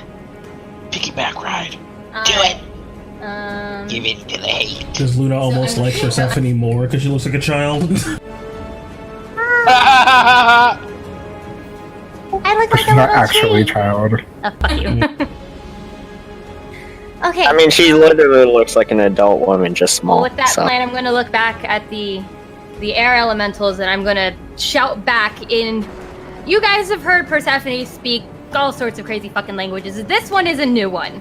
You haven't heard her speak this before. I'm going to speak to the wind creatures themselves. Like, we don't need to hurt you.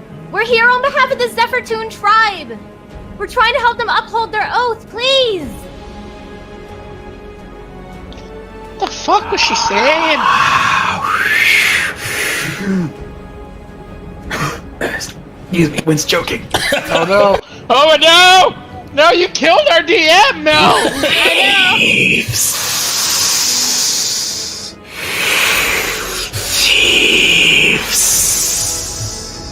No, we're not. God. And I'm going to take. As people are just beating the shit out of this stone. Yeah. Stealing our coffee table. I'm going to take the dodge action as I wait for Luna to carry me like a small tree. Okay. As this creature reforming itself from the wind comes crashing down on top of you, Greg. Just not even trying to consume you at this point, just sort of putting half its body into you, but as it follows, more debris comes into its form as it will try to batter you. Ooh. Amo! Pieces start flying all around you. Careful not to hit the stone behind you. Ooh, as another one comes flying up, but how do you defend it? Large chunk of stone flying your way. Using my big ass sword as a shield, it's glowing out in front of me as I just hold it up into my face, but the rest of my body I basically just ignore as Greg can feel the rush of battle starting to grow over him, and he only sort of half-heartedly blocks the debris. Some of it's probably bashing into him, but he's a big old tough boy, and he's got armor, so it doesn't hurt all that much. And as you can see the debris moving through this thing, able to defend and avoid most of it. As it passes through its body, you can see sparks of electricity forming, and some of it begins to build. Ooh, but you can see over some of it starts to coalesce and form in its body, the stone pulls away and it remains in its other form. As it sits in front of you,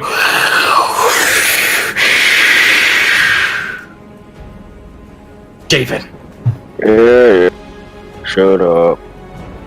He's like drunkenly stumbling to the element. Damn, I thought I killed one before. Why did they come back? Mr. drunkenly mumbled to himself as he... So it tenses down and jumps up doing the same move, seeing how it was effective. Just bringing his fist down on the elemental and trying to cut through it with his arm as he... Wow! Yeah. Ooh, as that will connect. As you chop into this thing's windy body. Yeah. Just trying to chop through whatever, trying to disrupt whatever's keeping this thing together and make it less formidable of a foe. Nice stunning strike. Ooh, as you try to disrupt what holds it together. Ooh, and it too, again, you strike this thing and you see part of its body pull away in different forms. As it is effectively stunned, as it tries to reform itself. Yeah. Another round. One. Yeah. Ooh, Another as you round. strike true at this thing, holding still before you, doing a considerable amount of damage. Holy crap. Javen will tap on upon that same energy that's powering his strikes and powering his ability to destroy this thing using one more key point to float. Wow. Oh, as your second strike just barely connects with its form, your strike is sort of buffeted by the slight wind you're getting closer to stepping to this thing. But you're able to still connect with it. But the last one, the wind of this thing trying to reform knocks you off balance. And the last blow does not connect. As you deal 8 damage. Nice. Excellent. Oh, that's way too much health. There. Yeah. Come again. Is that what you even said? Alright, Luna. You see tiny Persephone asking you for the stone, but it seems like you have a plan of your own. What do you do? I'm gonna place my hand on top of Persephone's head and just put 2 sorcery points as the shadows between us kind of just open up and just creates this giant pool of blackness as we just quickly sink in. And yes, Persephone sees nothing but black, but I would probably just see like all the souls of the people that died here and just pass it through really quickly as we will appear over here. Are you willing, Persephone? You see this well of darkness. Luna's a friend. I trust her. I was just expecting. As where do you put Persephone, Luna? I'm trying. My roll 20 is goofing off, so. No, I'm holding on to you. Where you putting them, Luna? I'm just right next to me, like. Okay, so it's boop, right there. And then I'm going to reach into my bag, take out the gem, and she explained to us as how this works, did she? Nope. Not particularly. She mentioned something about tracing the runes and moving the words from the bloodstone to this ruby. So I guess I'm going to start. Is that like a pointed tip to the ruby? Something. It's not like a perfectly round like ore. It almost looks like this. It's like there's a hard black earth ore that actually connects to this ruby. It's not quite a nice. It's not like a fancifully cut jewel. It's just a chunk of ruby. It's sort of this like almost oblong oval shape that does kind of come to a slight point. Not enough to really be a blade, but enough to have like the tip of a mountain would, like sort of a little tip. If I take that point and see if I can like trace over the runes on it with that point. Alright, you take this ruby, you point it at the runes you're looking at, just any rune in front of you, and you start to rub it. Give me a Constitution saving throw.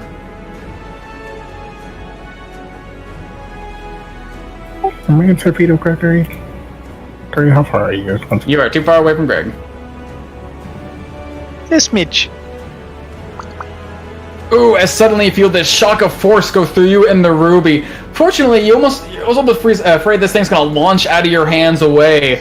But you manage to hold true, and you only take 2 force damage as you feel this magical power surge through your hands as you try to just carve the shape with the ruby into this thing. Doesn't seem like it worked. That didn't work. Persephone, figure it out. That's my turn. Okay, Gregory. This thing now once tried to attack you, but now it's sort of this small ball, this cloud form, trying to reform itself in front of you as Javen beat the crap out of it. There you go! This is how this shit's supposed to be! Fucking do this! As I pull my sword back and I'm just whole hogging, cutting through this thing with all my strength as I'm just taking big steps forward, as I'm just swinging as I go. Great weapon master, cutting through this thing. Alright, give me them swings. Ooh, as you swing away, you carve through the air and tear it apart. Unfortunately, the air you carved was a chunk of it trying to reform, and it sort of dissipates before your blade. Oh, swinging again. It's even worse. Greg, you're losing yourself in this sort of battle lust, just seeing this thing before you and just getting tired of all this bullshit you have to fight, as your strikes are powerful, but they make no mark on this wind. So I'm just fucking swinging away. That's my turn. Alright, Samantha. Just seeing Gregory just cut at the air. Yeah, he's hitting it, right? Alright, well, let's see if I can help out as I'll just start conjuring up just 2 beams of light from 2 snake mouths just pointed at this duder. Yeah. There's enough of him you can shoot quite easily. Fortunately, Middy's on all fours, so he's not, like, right in your face, so, yeah. Clean line of shot. Two of my snakes just seem to kind of shoot forward and just Godzilla blast at this thing. As both of those will connect. Oh, you can roll advantage, but yeah, both those will connect. I'll just roll one more time with advantage. As those will connect. Give me that damage roll. Okay, as you do, 15 damage. You can see where the magical bolt of energy strikes in this wind form and actually strikes and almost dissolves and disintegrates whatever holds this thing together as chunks of it just sort of vanish before the wind tries to coalesce and form itself again. No push. No push. What are you all doing? You have the stone! Luna tried something, it didn't work, and the wind thinks we're thieves. Maybe step away from it? Try harder! And maybe don't hit it? As I give a pointed look at Gregory. I think it's about too fucking late for that, Purse! See if you can put the words into it somehow. I don't know how. That's it for me. As from the northern side, hearing this crying of a powerful man, and you can see this thing's, well, whatever its face would have, is turned so squarely in the direction of one person, as this thing swoops down with incredible speed, trying to take you, Gregory. 2 slams. As it flies forward, you see debris forming in its body, before it all comes flying forward at you, it's trying to throw the debris and crush you.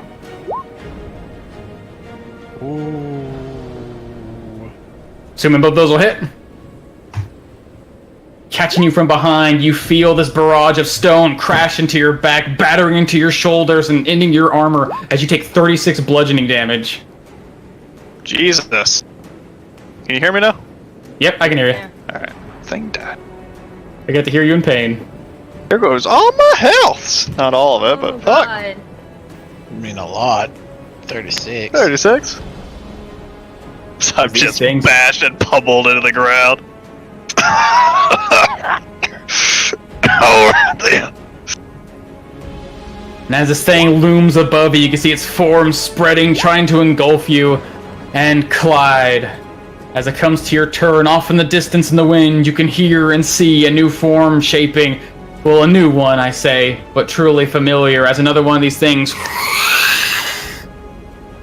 returns.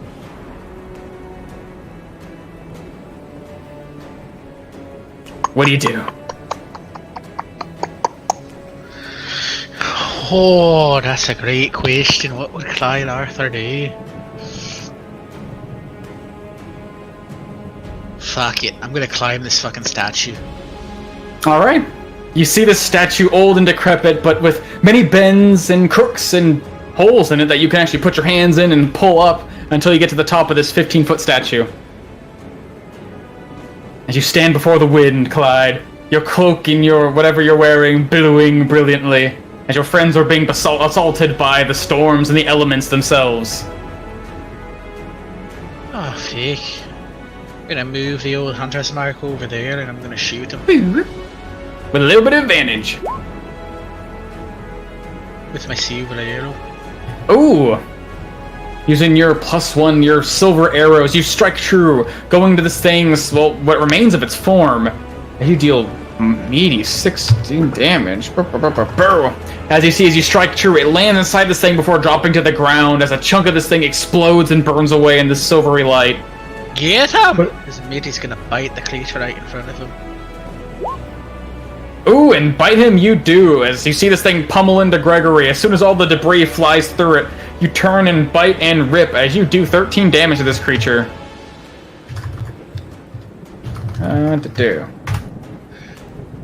You better figure it out for safety! There's another one! This could be better. Alright, as this thing, newly formed and ready for combat, comes swimming through the air, passing over your head, Persephone and Luna, and going after the one who assaulted this temple. As looming down, you see its form actually swims into you, Gregory, surrounding you as the wind makes this collective tempest. As I'm gonna need a strength saving throw. Ooh, strong. As you take 9 bludgeoning damage as the debris comes crashing into your form. Where does my body ragdoll to? Oh no! As it uses the rest of its movement to try and pull back and away. Getting an opportunity attack from you, Midi, if you want to try it. Ooh, and attack him you do, doing 14 damage, biting and ripping away Damage. at the wind. Let's say do. As Gregory falls prone to the ground, unconscious. Mitty, you're standing before this large stone. You bit it. It shocked you with this strange magical energy. But, well, now you're surrounded by these creatures. Your friends are next to you. There's too many people to protect. Is he just gonna launch out at the one that beat up Gregory? Ooh, and attack him you do. You throw yourself forward, sort of at equal level with this tall creature, biting and ripping. As you do... considerable amount of damage. Piece by piece, tearing away at this thing. It'll be Mitty's turn. As Persephone, you see around the corner, well, you're kind of peeking over, you're really small. As Gregory falls to the ground, being surrounded by this tempest storm. You see Luna trying to trace this thing with the ruby, but to no avail. And how was Doris supposed to? Okay, I'm gonna try to climb up onto this thing. It takes you about 10 feet because you're climbing something that's taller than you. Climbing the electric fence. Right, exactly. As you pull yourself onto the pedestal next to this stone. Oh, is that all you're saying? Yeah, I'm just saying you're saying I'm just saying you do that. I peer over and I see Gregory is down, and I'm gonna have a couple of my little fairies fly off after him. I'm gonna give him 3 of my Balm of Summer Court. What were they? Nice. D6s. Ooh. 3 10 points. Reawaken just on the ground, just look around, seeing my sword on my side. Grin starting to You're down for it. flying up in the air like 50 feet up here, just whipping around. It's a big, heavy sword. Fortunately, you are in the eye of the storm, so. That's true too. I'm gonna put one hand on the stone that Luna's holding, the crystal, and I'm gonna hover my hand over the relic, and I'm gonna look at the elemental nearest to me. He's like, I understand you are meant to protect this stone, but Chief Kogar himself, he sent us. The humans, they're coming through the land. The Zephyrtune tribe, they have little choice. They're on the verge of war, a war that maybe they could win, but a war they shouldn't have to fight. We need to take this back to them, please. We're not thieves. Persephone, I have no idea what the fuck you're saying right now, but I feel like you're trying to reason with these things, and I feel like they're just manifestations of the oath. I don't think they have minds of their own. Is that tiny bush talking to the rock? David looks at his flask like, I need to stop Drunken ramblings are just perfect. Javen, give yourself some deep inspiration for that. yeah. As you're speaking to this thing, Persephone, you're hearing Luna's words of advice sort of within the wind, but this thing just continues to howl and hiss towards you. Thieves! Thieves! Alright, so swallowing my peace pride. I'm gonna have one hand on the crystal that Luna's holding, and I know Devora said something about tracing them. So I'm gonna try to use my hands and try to draw along the runes of the stone itself. Okay. You wanna- look along all these runes. There's dozens of them. You just choosing one at random? No, is there one that is larger than all the other ones? Yes, there was. Yeah, It I'm was gonna... facing the stairs. It was the one that we saw God. with the Wii. Damn. Yeah. Okay. Yeah, you need to trace The Lizard weed. King. Yeah, I'm gonna have to trace. Okay. So I'm gonna have to get out of the way. Just shuffle. I'm and gonna, then- I'm gonna need this. I'm gonna need the stone.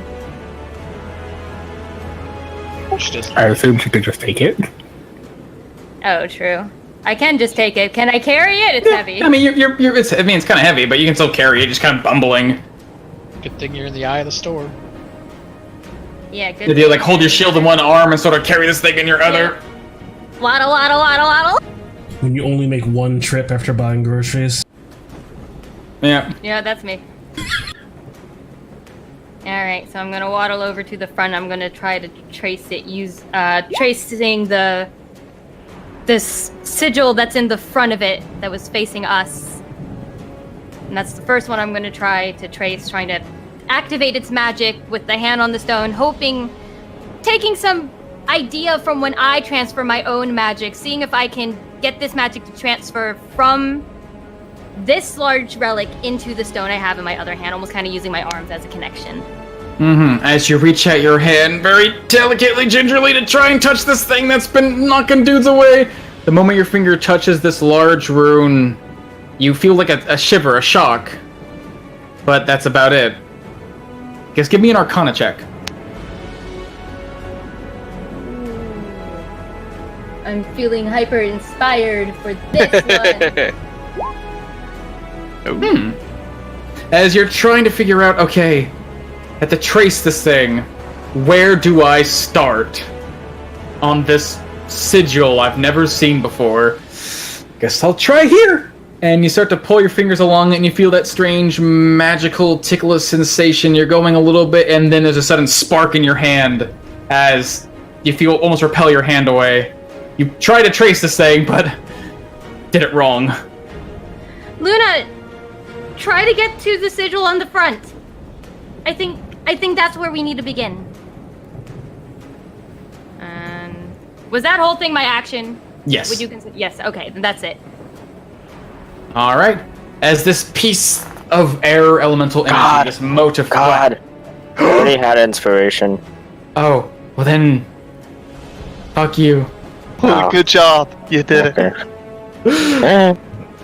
As this thing before you, Javen, this mote of air elemental energy starts to reform itself, it does so slowly, unable to move, unable to act, as it is stunned. As Javen comes to you. As Javen doesn't light up on his slightly. He leaves one sort of punch on the sun guy, hoping now could. Yeah. As that will connect, striking this thing's windy body. And as he does that, Javen.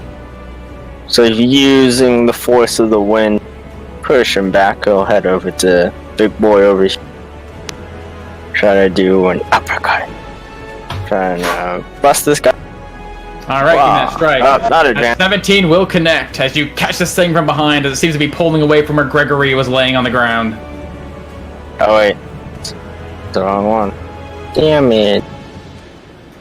As you do, catch it in the side, you can see its full form turning to face you, the wind buffeting your body slightly. Give me more attacks. Are you gonna do more or are you gonna keep moving? What are you doing? Am I still?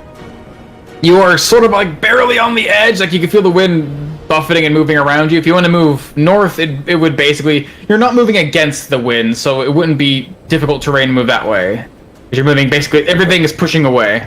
So you're basically at a standstill point if you want to. Javen dances away from any reprieve that the elemental will try to get on him as Javen jumps on the sort of pedestal that the stone's on and jumps and tries to viciously attack this guy. Alright. Oh, flurry of blows. giving them 2 Wow. punches. 17 will Good connect. Ooh, and so will 25. It's giving that damage. Yeah. Nice. Ooh. As these 2 blows strike into this creature, you can see its form dissipating just like all the others. It seems like every strike you have on this thing, Javen, is quite effective, but only piece by piece taking them apart. Come at me, you dumb cloud. Alright. Sabi Jensen.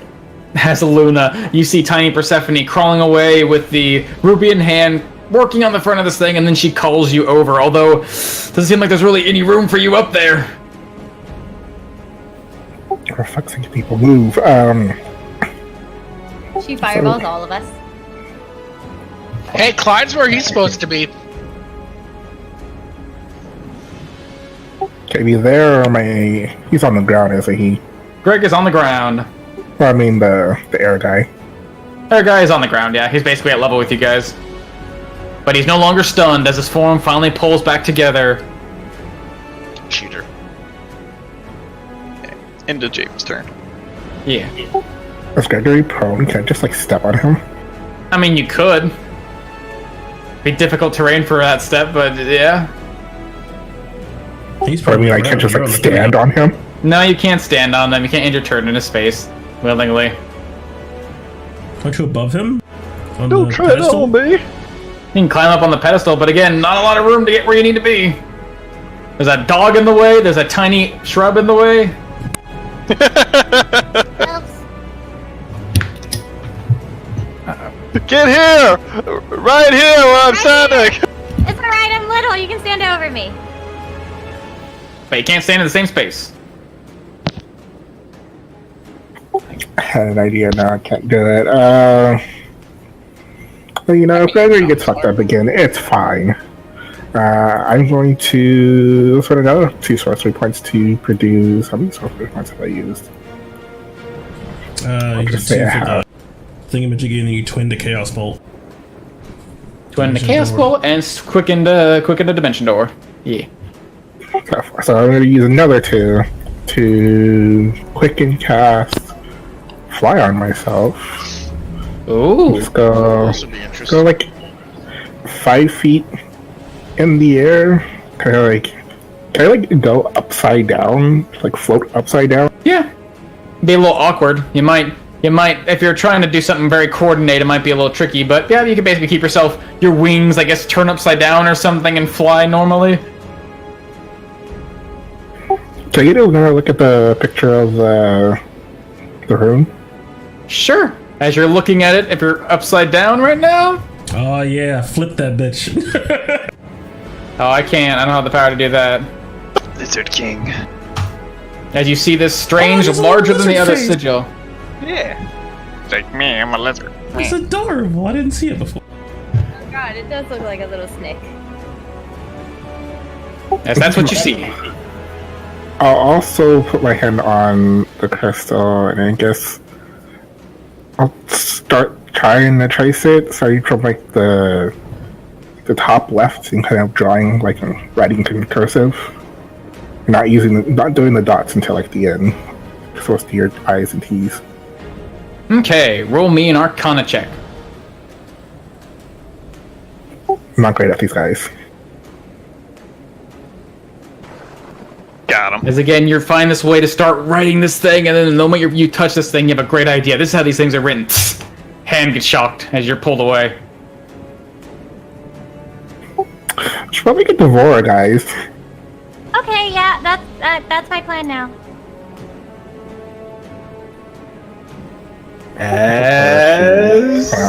I'll probably just go, because I went like 10 feet over there, I guess. Couldn't you get Devora? As I look at your wings. And that's what I'm doing. So I'm going to ignore this big guy down here. Oh my god, I broke it. If I could get like 50 feet. Just ignoring the guy who tries to strike at me.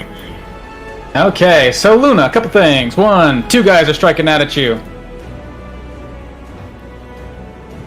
As you get 2 strikes coming out, both of these things within range. Woof and woof. Ooh. As these things are spinning, bludgeoning pieces of shrapnel in the air, one of them catches you in mid-flight and does, 29 damage to you. Need a Constitution saving throw. Oof. Oof. Oofta. As he tries to strike out at me, my black wings are gonna kind of form this protective egg around me, as it doesn't really make a shield, but it makes me harder to hit. So I will use my shadow armor, and he has disadvantage. Nice. And he's gonna swing out again. Well, Jesus. Well, as the shadow armor forms around you, but the barrage of these blows strikes harder and harder until it shatters it. This is homophobia. As you take 29 bludgeoning damage, and give me a Constitution saving throw. What do I need to beat? 14, right? could be real 14. lawyery about it and not actually get hit.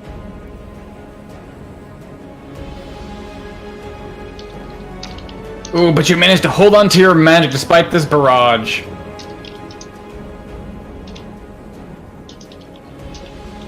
Yeah, I keep going. Mm-hmm.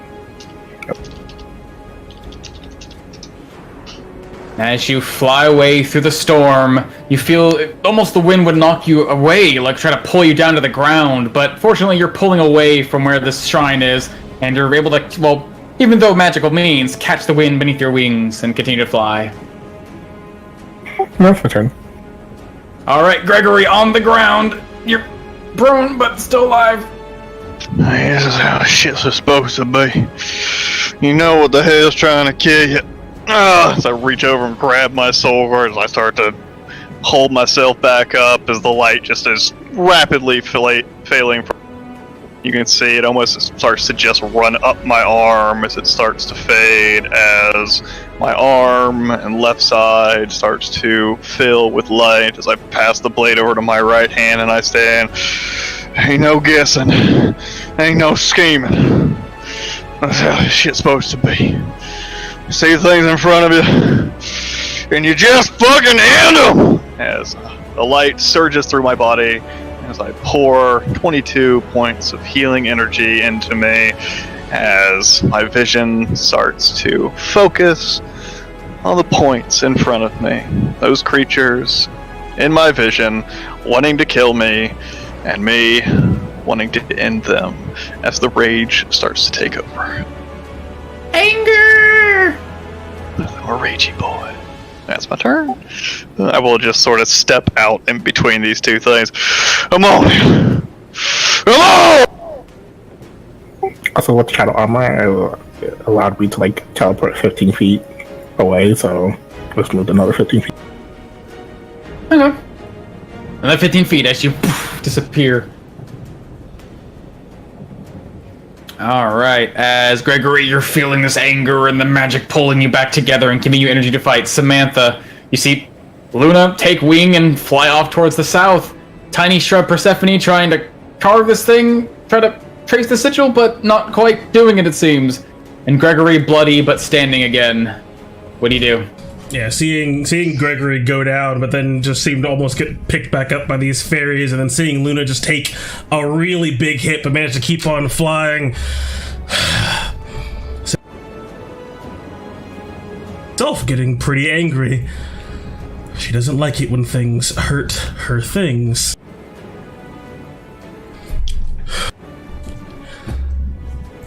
And she just seems to fall into... Oh, for her they are. She seems to fall into, what would be the best thing? These are giants, draconic. You will leave my horde alone! I will slay you over and over and over! As it seems like her eyes just flash over yellow, and so do the ones on her snakes, as she is just trying to rip into these things' sense of mortality and just terrify them. They will not take her things from her. Samantha, roll me a D100.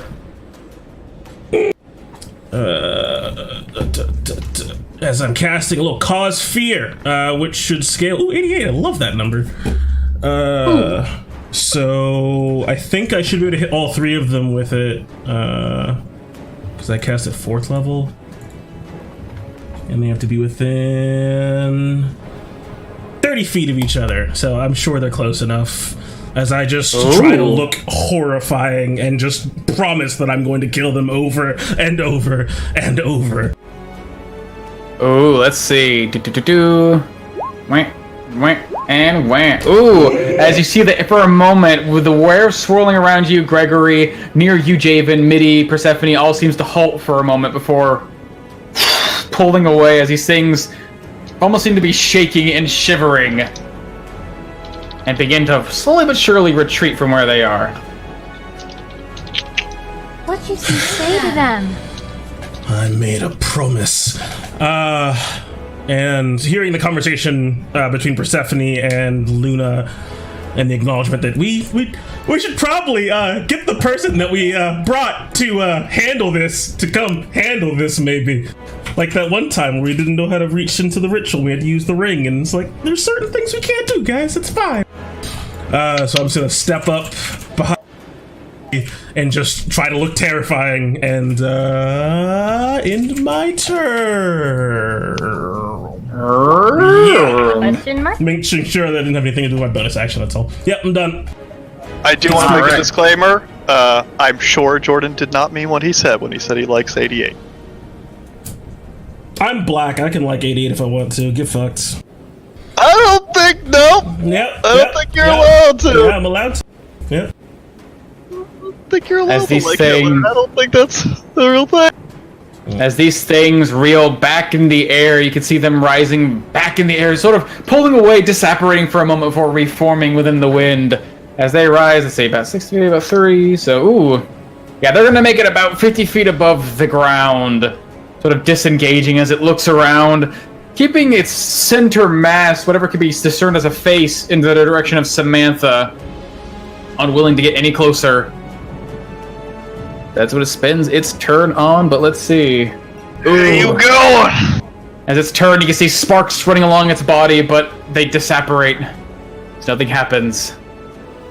Clyde. I don't really know what any of that really is.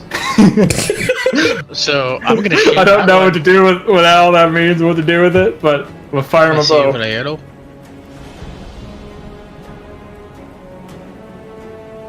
Ooh. Which one are you firing at? That guy? Ooh, yeah. Give me that damage. Oh, yeah, you already got it.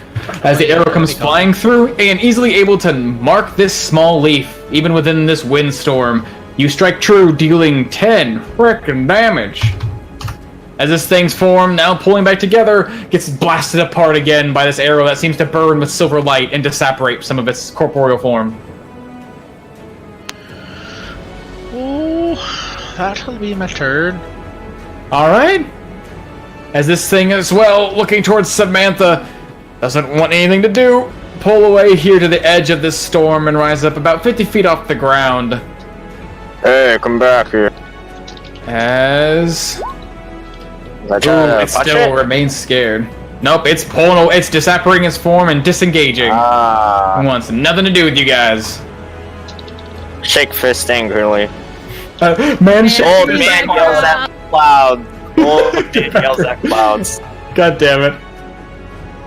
As that is its turn again, you see sparks of electricity running along its cloudy body, but nothing happens. As Midi, your prey pulled away.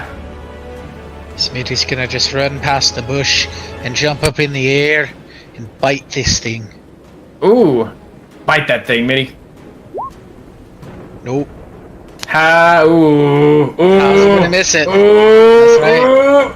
As you jump in the air over Greg's head, you try to bite down this thing. This thing is shaking and scared, and as this beast comes out of the woodwork to get it, it immediately pulls away and retreat, just out of your teeth. But you land inside of it. Yep. That'll be Mitty's turn. All right, Persephone.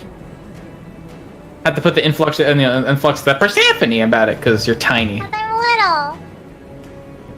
Oh god, seeing all of them start running away, I'm going to scooch away to leave space for the moment when Devora does come, and I'm going to hold a thorn whip in the event that any of these things decide to come back. Okay. So you can pull them closer. No, so I can hit them, bitch. As this thing, too, pulls away, it seems to disapparate around you, Mitty, not trying to have anything to do with you guys before it goes up in the air about 50 feet. And you can see this thing's body begin to spark and crackle as it tries to overcome its fear. Ooh, but I'm assuming that's not enough. It is not. As you see electricity crackling along its body, but nothing happens. As Javen, seems like all the danger is pulled away, but the storm persists. I try attacking the rock. Okay, you turn your fist and strike the stone. Give me that attack roll. Fuck you, rock. Bring back the clouds. Bring it back, I'm not done yet. Strike true to this stone and give me a Constitution saving throw. I don't know, Gregory's thingamajig. Nope, you're on the other side of this rock. Oh. Ooh. As you strike this thing, you feel the reverberations of your fist hit the stone, and you can hear it actually crack a little bit beneath your knuckles before suddenly this burst of force hits you back, dealing 9 force damage and sending you flying 10 feet into this wall. Fighting dirty, are we? As Samantha, you see Javen punch the rock and then poof, bright flash of Javen white gets light. back. I look back Did when I I deal hear that. damage? You did hit it. You give me some damage. As it does crack slightly. I should even hit it again. 'Cause fuck you, rock. Leave the stone alone! Give me a fuck you. Constitution saving throw. Javen's angry at the rock. Just kill yourself right here on the stone. Bring back Paracelsus. Do it. Just beat it till you die. As you take 7 force damage, but this time you're prepared for it and you don't get sent flying away. Fury of blows. Come on. Hey, you're right. You're right. Martial arts. Forgot about that. Okay, you punch again. This time you get sent flying away. Damn, yeah. As you take 12 damage and go flying and hit the wall again. You were actually supposed to do it. As Hey, each man. punch seems to be cracking I'll against the get- stone. But seems like you're making progress on damaging and maybe in the future destroying the stone, but God, it really hurts, Javen. Of course, that's what happens when you attack stuff. It hits back. Okay, is that your turn? Yep. Alright, Luna, folding yourself to the edge of this storm. You can see off in the distance with your sharp vision, you see Pt4 looking on in worry as the farther you get away from this maelstrom, the harder it is to see within until you just see this veil of clouds and the sound of magic and other things transpiring.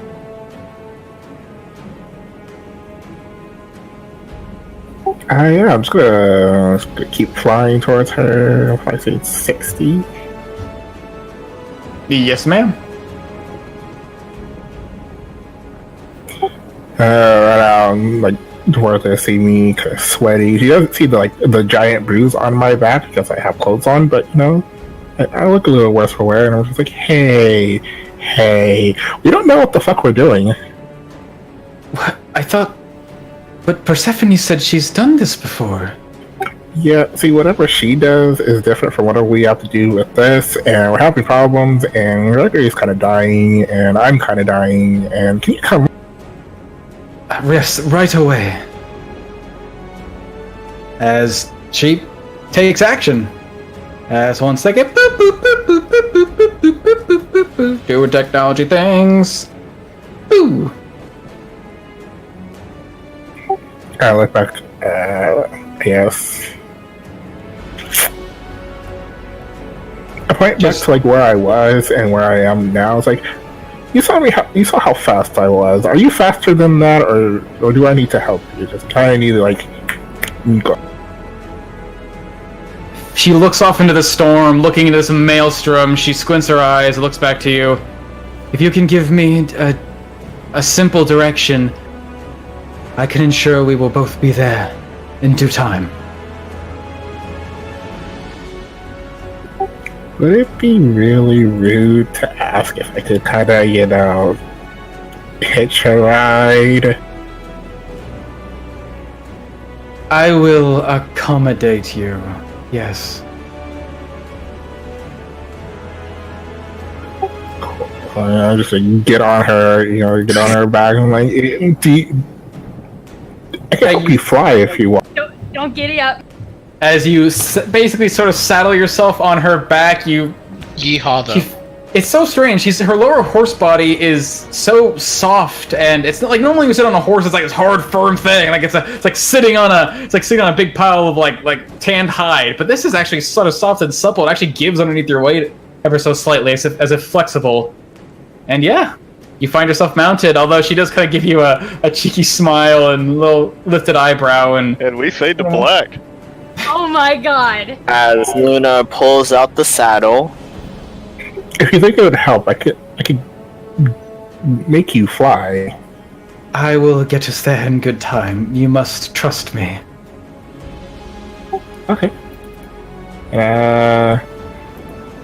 So I will change a 3rd level spell slot into 3 sorcery points in the next one. Alright. As Gregory, amidst this storm, you see these things pull away from you suddenly, giving you the space to breathe and act. As Samantha, calling out in this terrifying language, manages to scare them away. Damn it. I feel no foes around me to strike at. Damn it. On you damn thing! Leave the stone alone! If we destroy it, join it me. will be broken! Yeah, fuck the stone. I'm just gonna try to put my hand on the stone and just fucking shove my palm into it. Just try to feel something. Just shove your, like you're trying to hit it, or just pushing your palm into it? I'm just pushing my palm into it. As you put your hand against it, you feel that similar feeling when you tapped your sword against it before, but this time, it's not quite as harsh. It's more like you're putting your hand, like it's the feeling you have when your arm falls asleep and begins to return, this electric static feeling as just this raw magic begins to press back against you, as the runes begin to glow a little brighter. I pull up my sword and I just drag it across the surface up. Okay! Give me a Constitution saving throw. Alright. Nice. As you feel yourself able to withstand this force, it becomes harsher in your hand. As you take only 1 force damage, just a spark in your hand. But... As I can feel the pain course through my body ever so slightly, reinvigorated for just a moment as I turn around looking at this beast up in the air, as my sword, after being drawn across the stone, maybe drawing out a little bit of that pain that's coursed through my arms, it just ignites in light. As your sword drags across the stone, Gregory, you can see the light actually beginning to illuminate the blade ever so slightly. It almost seems like when you pull away, the light begins to glow. You can see just for a moment like the remnants of these runes shining along the metal before the whole light takes over. Alright. And no, that's not what I wanted it for. What I needed it for, though, is that surging in my muscles. You piece of shit. Giving Persephone heart attacks. As I just step out, seeing one about to die, seeing another more whole, I just start to slowly walk towards it. Although, I use up a decent amount of my movement as I just sort of make it to the top of the stairs. I'm on! That's my turn.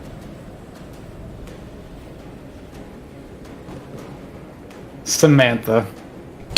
These things seem to be pulling away from you. They seem to be looking your direction, but not wanting to get any closer. Instead, they're pulling off and away into the sky on the edge of the storm. You can't escape me, as one of the snakes just turns to my left and fires a beam at the weakened one before I draw forth my green bow and fire a shot at the one in front of me. Okay, give me 2 shots. Southern. That'll connect. One in front of me. Oof. That will not connect, as you're forming your bow takes a bit too long. but the first strike strikes true, catches in this thing, and how do you want to kill it? The bolt just seems to take the form of a snake and just try to bite at its face, and it just seems to almost kind of explode in a crackle of like green electricity. And the wind disperses. I kind of turn my attention back to the one behind me and just give it a horrifying glare as I maintain concentration. All right.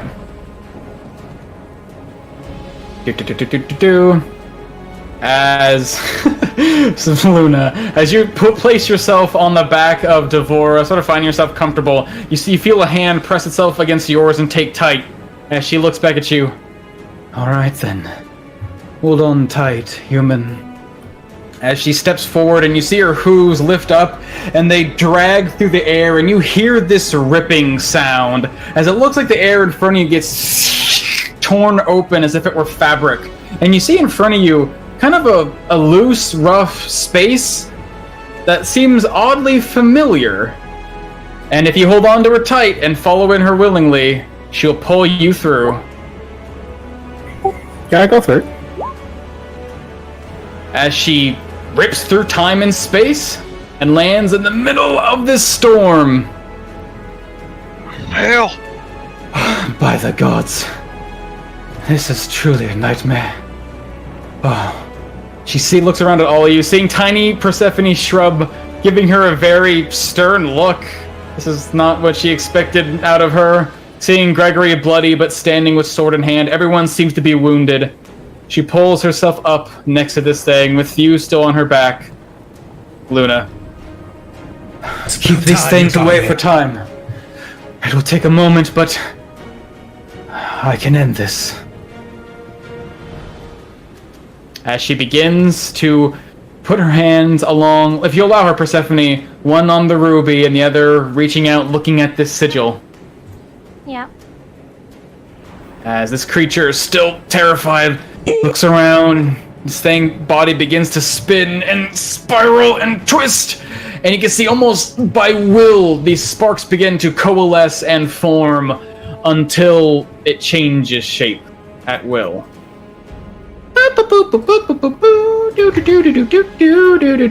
Let's see. There we are.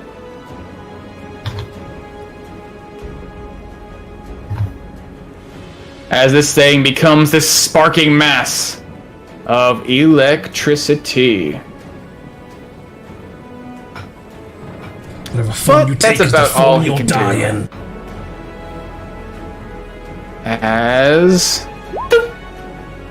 As the electricity sparks in its body, you can see its form, its expression. Now that it has one illuminated by lightning, was sort of worried and docile, and now it becomes furious and angry as the fear fades off of its body.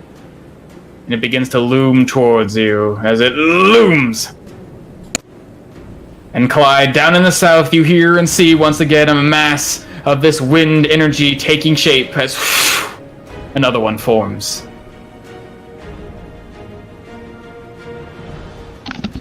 How tall is this wall? The wall is actually about as tall as the statue. It looks like it would have been taller from another time, but the ceiling, or at least where there should have been a ceiling, has been torn away. It was about an even height with you. Oh great, fuck it, let's do this. So I'm gonna jump and let the wind kind of carry me, Sure. so I can jump up on this wall. As the wind sort of catches underneath your cloak, Clyde, sort of giving you enough space to land on this thing. And on the other side, you notice, oh, there is a giant, not at all pink chest, like a giant chest. Not a big chest, a chest so large you could probably fit a couple people inside a chest on the other side of this wall. Well, who cares about treasure? My friends are in danger as I go running down. Yep, as you run to the wind, you feel this thing trying to push you down, but you're good at fighting in the elements, Clyde, as you're able to duck down and the wind does not abate you. Yes, I'm gonna move my hunter's mark onto it. I'm gonna shoot it. Ooh. And with that strike, you do hit true, as this thing takes a hearty blow with a silver arrow. Catching. Oh, no, that's not right. Ah. There we Oh, are. look at how much I did! I almost killed it! One shot! As this thing takes the arrow, you can see it fly through its body and spark with electricity as a hole is left in its form before it's slowly filled. So I'm gonna shout at it. Come at me, you fucking weak thing! You're a horrible guardian! Okay. As this creature on the precipice, looking out, looks after its fellow guardian, and it too begins to shiver and coalesce as it forces itself to change form. Do-do-do-do.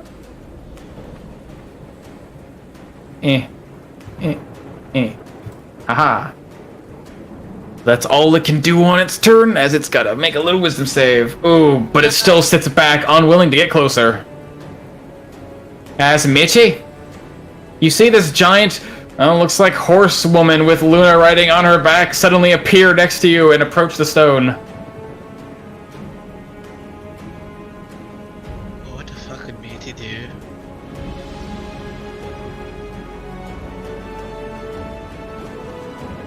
I don't fucking know, I guess dodge. I mean, there's no one to fight. Well, no, he'd just hold his bite. He'd get next to Luna and make sure that he's protecting her, and if something gets close, he'd bite. Alright. As Midi goes protection mode, Persephone, you see Devora suddenly appear out of the wind with Luna riding on her back. She gives you sort of this disappointed look before moving on to try and start on this, well, whatever process you and Luna were trying before. I'm sorry. It's all that she says to Devora before she moves out of her way. But not before sending some fairies over to Luna. Do-do-do-do. Ooh. Here you go, Luna. Get healed for 9. As you see, receive 9 hit points and 9 temporary hit points, right? 3 temporary hit points. 3 temporary points. Number of dice, yeah. Well, yeah. Ooh. God, it'd be so good. I know, right? As I'm going to use some of my movement, I'm going to try to get over here to kind of defend the stone against Javen, essentially. But I'm going to ready Thorn Whip for this guy gets close. So that I can... Alright.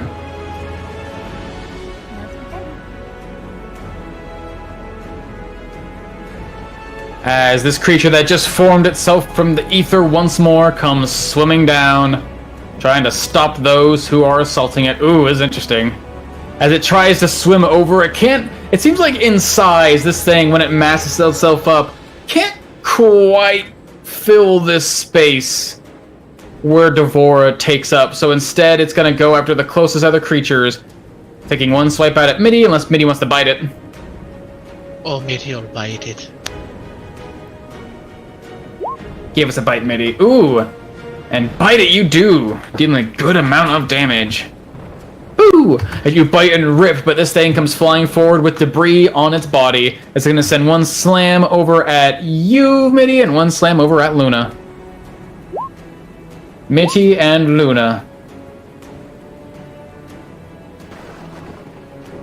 Oh, that's gonna hit Matey. As Mitty, you take 12 bludgeoning damage. As these looks like a barrage of bricks and stone come crashing into your body. And Luna, you gonna take the hit, or what's going on? Yeah, it hits. Ooh.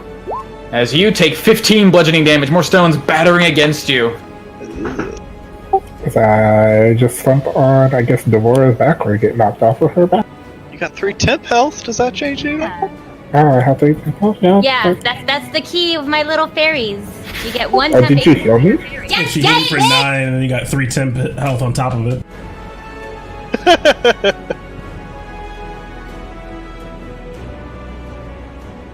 Yeah, but Yeah, you have to okay. hear her to get the healing, so I guess it didn't go off. That is true.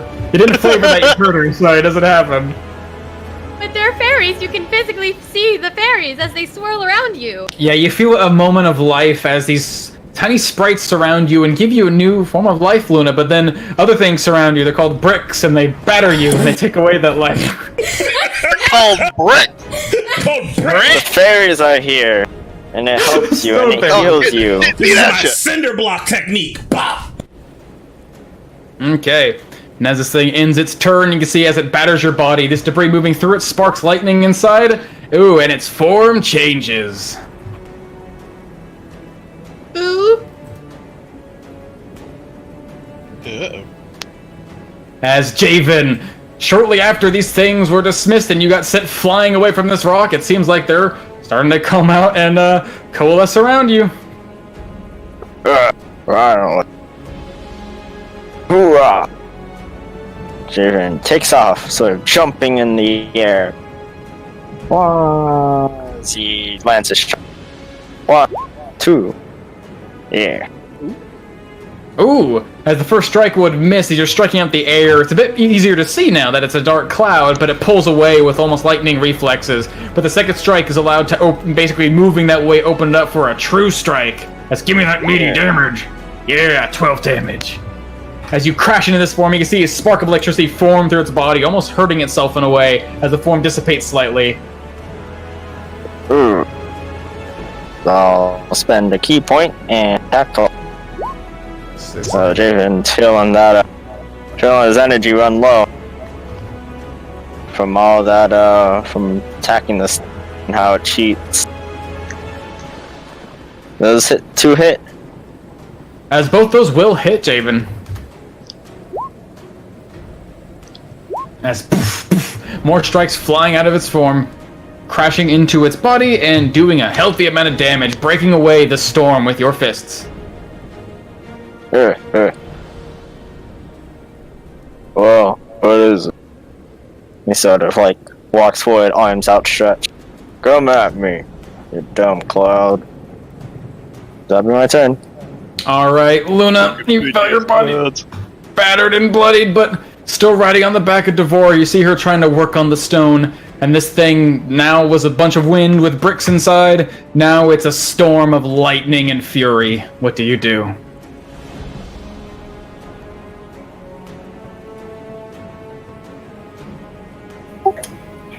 I should probably make sure Devora is safe.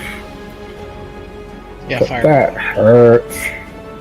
It always hurts, Luna. It hurt when you say Paracelsus. It always hurts. You're right, I'm gonna fly 60 feet in the air. Keep on. Yeah, yeet. Are you disengaging? Yes. Okay. I mean, how tall is Devora's horse part? She's 10 feet tall. About 8 feet tall. No, hers is pretty small. About 5 feet tall. And then her human body part's about 3 feet tall. So she's pretty dang tall. So you're 5 feet off the ground on top of her. Oh, she got 60. Fireball. Yeah, I could.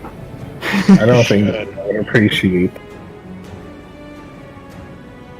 He's 50 feet in the air?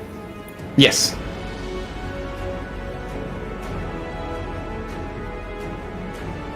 That was actually a really bad idea. You're probably gonna come after me now. I'm going to click and cast Chaos Bolt on that guy. Ooh. Give me that shot. So, do that at level 2. Ooh, as you focus your magic and launch it out at this thing, as it enters this swirling chaos of the wind, its form dissipates just enough for the magic to go flying through it as it reforms, as it misses. And that's my turn. Alright. Gregory. We fucking go. I just scoot around Devora, giving her a side eye for just a second, but at this point, his mind is fucking getting torn in all different directions after getting knocked unconscious, and these things still swirling around. All he has in it is just the fight in front of him, as he just runs forward to this thing, as he brings his sword high and just tries to cut down through its entire form, trying to catch as much as he can with his blade, as he's swinging with a great weapon master. It's one of these fucking swings. One of these will connect. As the light glows strong with the blade. 14, nope. As you swing your sword, and again, this thing already being battered by Javen, parts of its body disappearing, your sword cuts down, and then cuts to empty air. As it just clatters against the ground. As I just turn the blade and just cut upwards, back up through its body, trying to just cut something with all his strength. He just needs. Finally! As that will connect. As light just. Their form went, their AC got higher, so As I cut upwards and just cut as hard as I can, light just exploding out of the blade, as I also pull a second level spite into it. Alright. Yeah, do it! Do it! Do it! Ooh.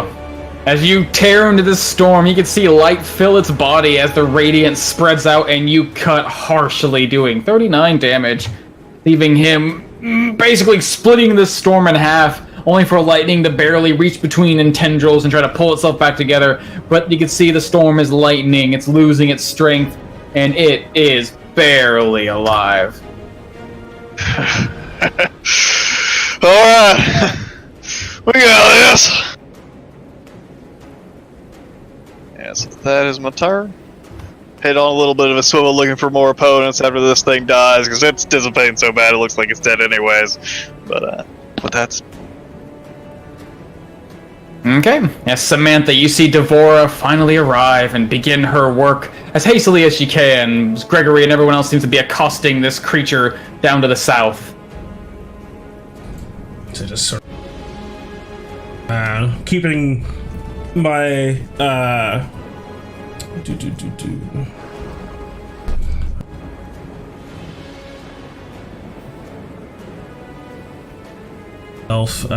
visible, and just keeping track of everything that's going on, seeing Luna just sort of seem to almost retreat and then cast some magic at this thing, and seeing perhaps its attention shift to her. Your opponent is me. I promised you death, and I will deliver it! As I'm going to use my inspiration and double cast Eldritch Blast at this thing, trying to pull its attention towards me. Okay, give me them shots. First shot with advantage from inspiration. Neat. As that will connect. And second shot at it. Get fucked. As those will both connect. Give me that damage. 21 as these bolts crash into the storm, flashing like bolts of lightning within the clouds. As it is damaged, but still alive. Is it pushed? I would end up pushing it higher, right? I mean, if you'd be pushing it like at an angle. Because you're down and it's up. No, I want it to come after me, so I don't push it. Okay. As Devora begins to finally work on this stone, taking you, I guess you're off his back now.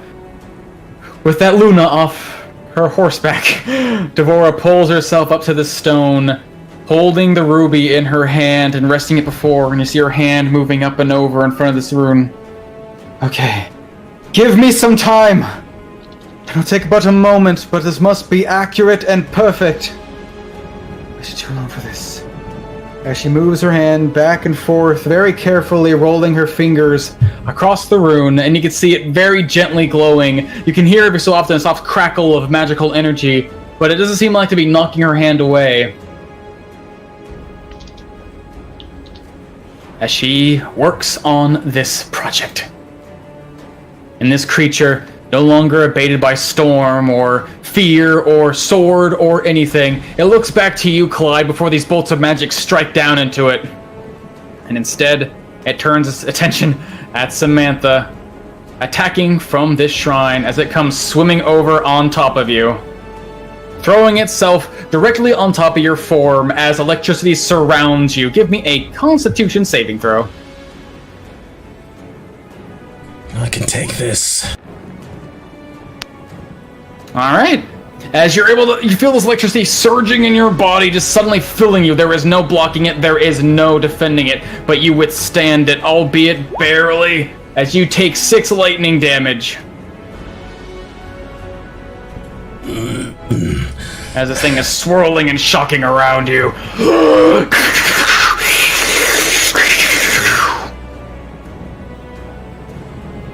Let's give me concentration check.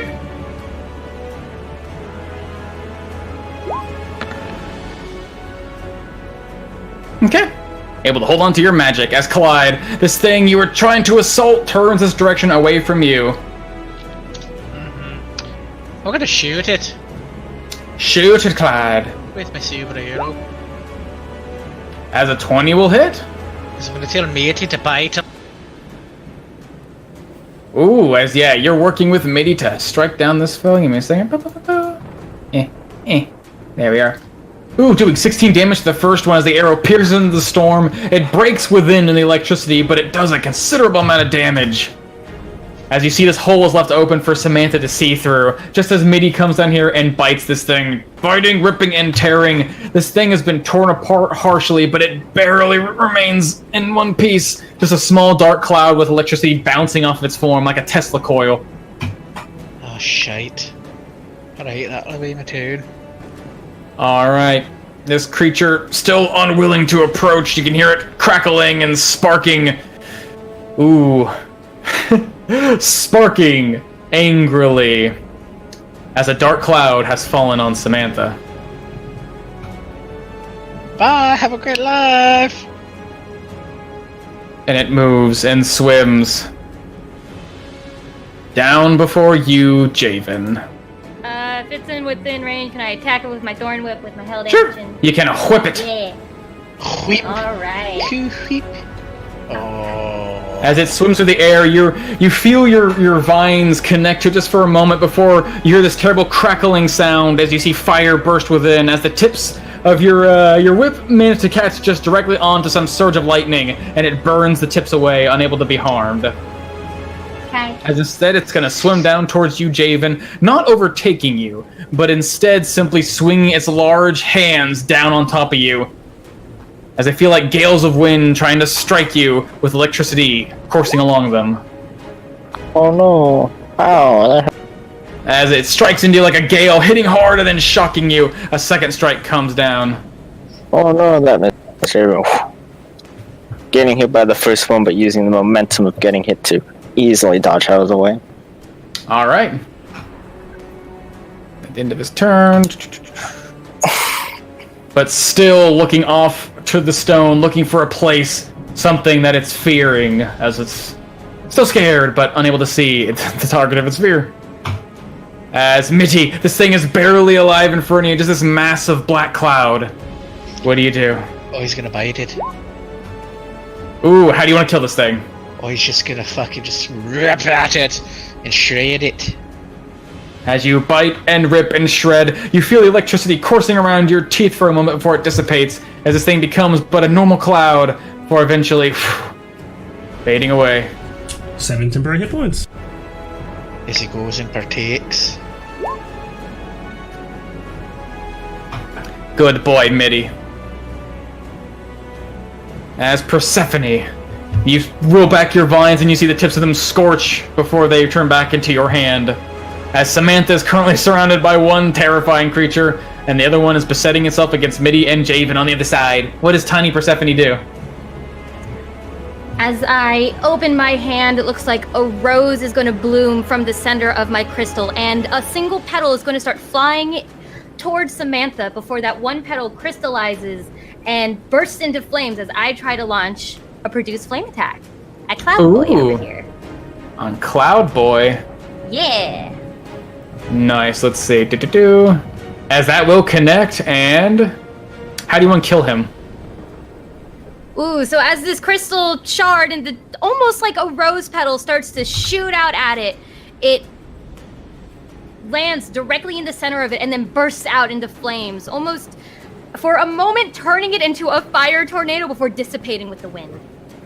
As Samantha, within this tornado, you see this spark of fire comes crashing into the side of it, and then it seems to surround you and illuminate the world before this thing simply vanishes from existence. And all that's left is Persephone, her hand extended towards you as the magic fades.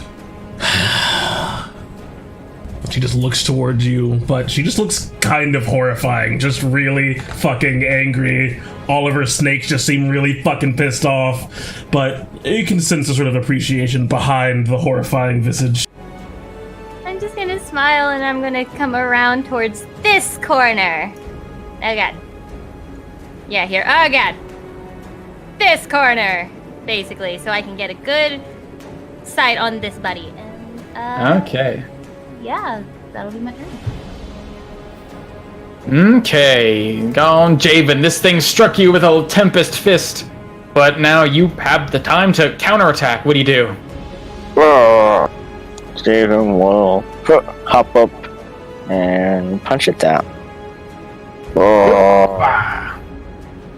Again, same stellar sky-striking move, trying to discorporate, mess up. Actually, I should probably try to hit first. That hit. That'll hit! Yay! There you As go. you strike for 6 damage, punching into this windy form or disrupting it. You see sparks of electricity run up your arm harmlessly. Yep, trying to disrupt whatever is keeping it together, make sure it has a tough time trying to attack. It is back. Stunning strike him. Ooh, alright. As it tries to withstand your devastating punch that disapparates its form, but just like all the others, Javen, they fall, and this thing just sits there shivering as, just like the last one that MIDI tore apart, it seems like there just be this ball of electricity and cloud as it tries to reform itself, but it does so very slowly. These tendrils of lightning pulling at the clouds and piecing itself back together. Yeah. 3D effect for you viewers out there. This is real technology, everybody. Yeah. There's one more attack. And yeah. As that will connect. And then one more attack using his bonus action, martial art. Wah. Oh, as that last I punch hate to comes see it swinging happen. through. You're about to strike the fist before suddenly, you're about to strike this form, this cloud, before suddenly a surge of electricity hits your knuckles. And though it doesn't harm you, Javen, it's enough to repel your fist back. Oh, damn it. Shit. Stop insane. Alright, Luna. These things are starting to clear up a bit, but you know they'll come back in time. What do you do? I'm just going like another 50 feet in the air. Good luck, guys. I retreat from that. Wait, no!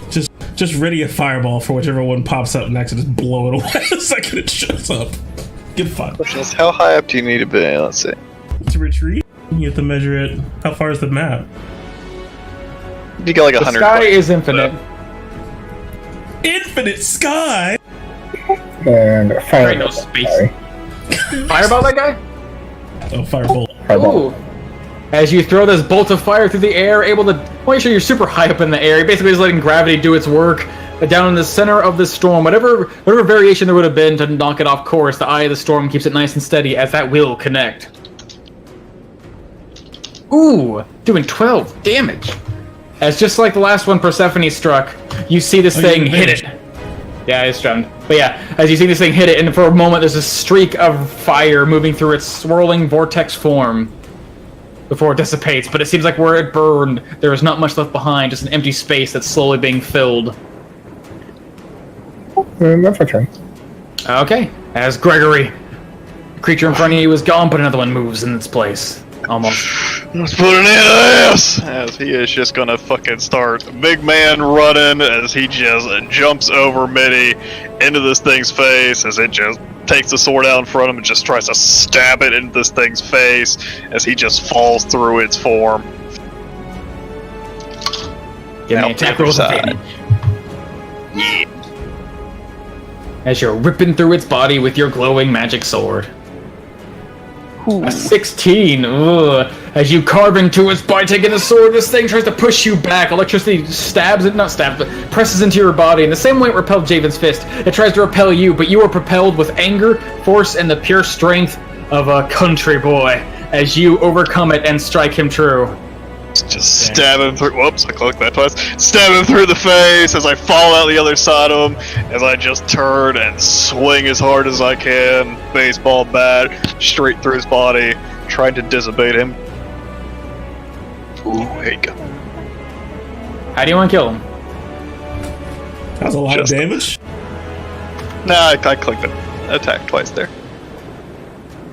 29 damage. As I just swing all together, slicing straight through the center of this thing as it turns darker, you can see the light just piercing out all of it, and almost like the sun breaking through, Exactly. storm clouds, it just dissipates.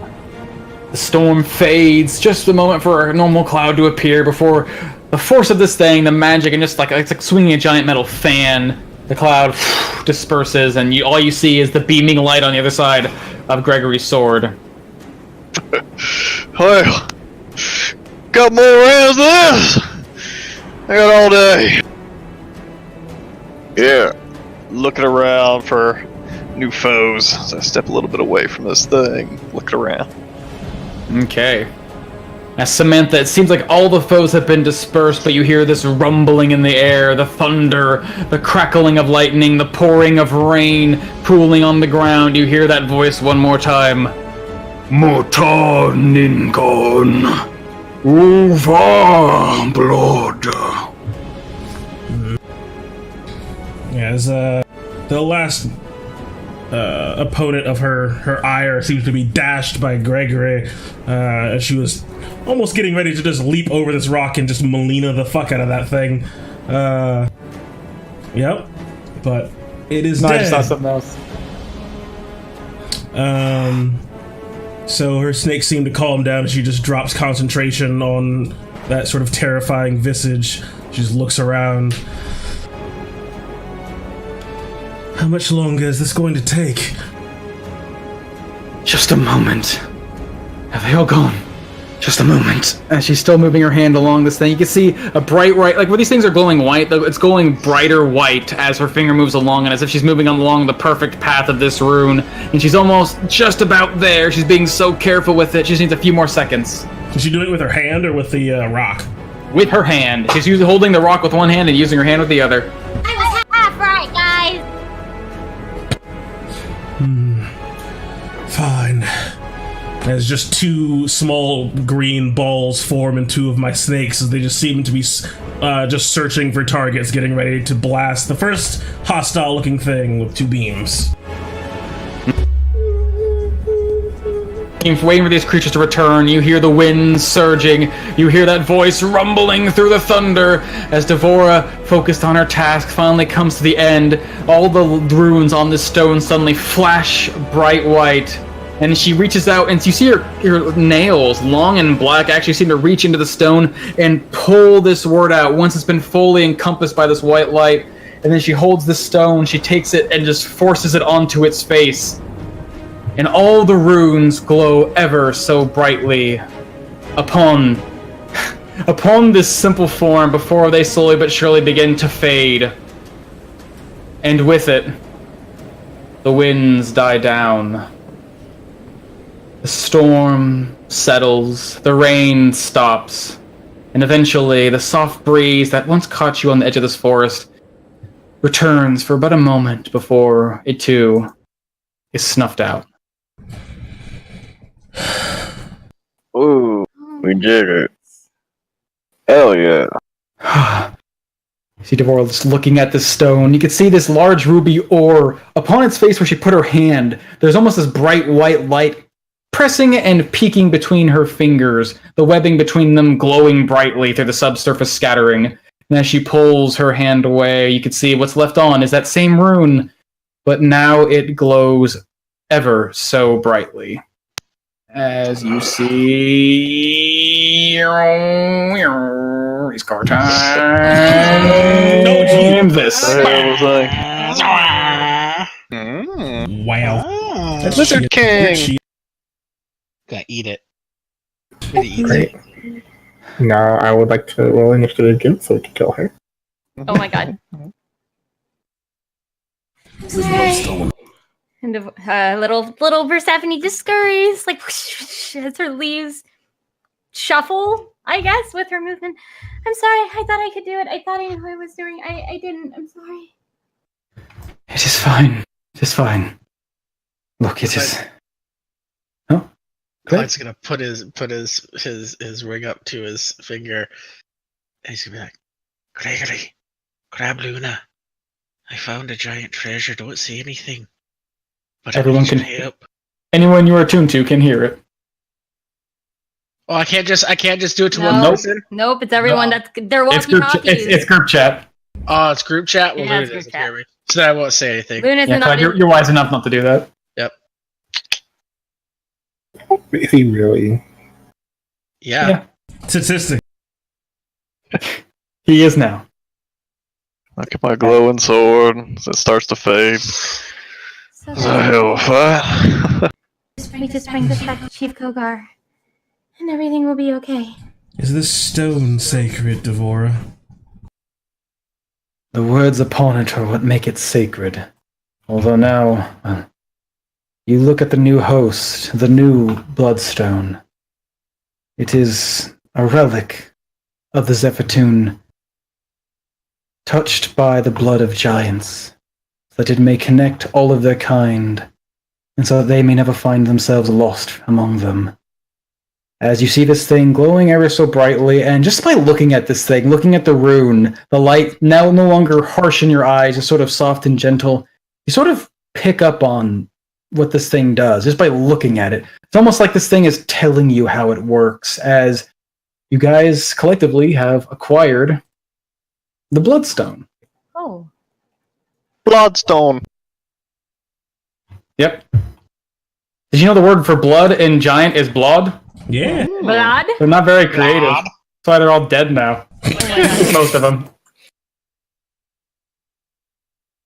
It's in the same line of the magnets. Magnets. There were magnets, but they're all gone now. As he Oh, neat. holds the stone, looking at it in her hands. Finally. Now this can all end. I must thank you. I'm certain you knew what you were doing, Persephone, but this requires an understanding of magic that not every creature carries. Though it seems there's a lot about magic that you perhaps don't understand yourself, as she looms over your small size. I smile at her a little guiltily. Yeah, I mean, I know a lot about primordial magic, but this was a I little am beyond trying to study more in the arcane, but it is difficult. What I was asking about So- this stone, is it precious to you? As I'm looking at her, I'm looking at the stone, just holding a pickaxe in my hand. It was the words upon this stone that the Zephatoon protected. It was what was left behind by the storm giants. Without its magic, as you can see, there was nothing protecting this place. Nothing left behind. Alright, are the actual runes carved into it? No, they just seem to be glowing. As if they were laid fuck. upon it. Alright, well, seeing that it's just a round rock then, because I wanted to cut out the old Lizard King and take it as a chunk, but if there's nothing on it, then we'll just leave it there.